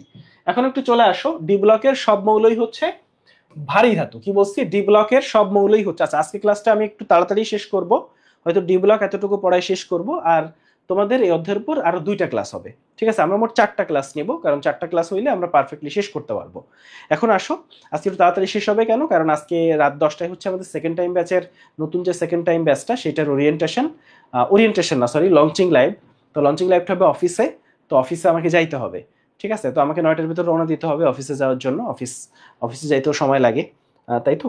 তো যার জন্য হচ্ছে আমরা হচ্ছি 9টার দিকেই রওনা দেওয়া দরকার। ফলে আমরা আসলে ডি ব্লকের যে মৌলের যে ধর্মাবলী, এই ধর্মাবলী পড়ে আজকের ক্লাসটা মোটামুটি এখানে শেষ করতেছি, ঠিক আছে?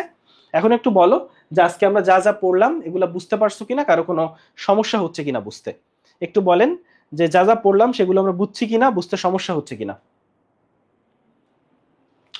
এখন আসো, ডি ব্লকের মৌলগুলা ভারী ধাতু, তুমি জানো, আমি বলি এস ব্লক আছে, তারপর ল্যান্থানাইড অ্যাক্টিনাইড আছে, তারপরে ডি ব্লক আছে, তারপর পি ব্লক আছে।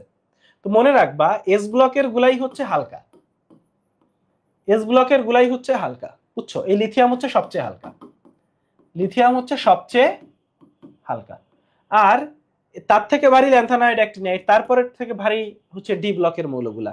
বোঝা গেল? তো ব্যাপারগুলো এরকম, ডি ব্লকের মৌলগুলা ভারী। তো এই ভারী হইলে তাদের ঘনত্ব বেশি হয়, খুব সিম্পল। তাহলে স্ক্যান্ডানিয়ামের ঘনত্ব সবচেয়ে কম, তাইলে বলাই যায় স্ক্যান্ডানিয়াম সবচেয়ে হালকা। ইরিডিয়ামের ঘনত্ব সবচেয়ে বেশি, তাহলে ইরিডিয়ামের ঘনত্ব সবচেয়ে বেশি মানে ওইটা সবচেয়ে ভারী। আচ্ছা গেল।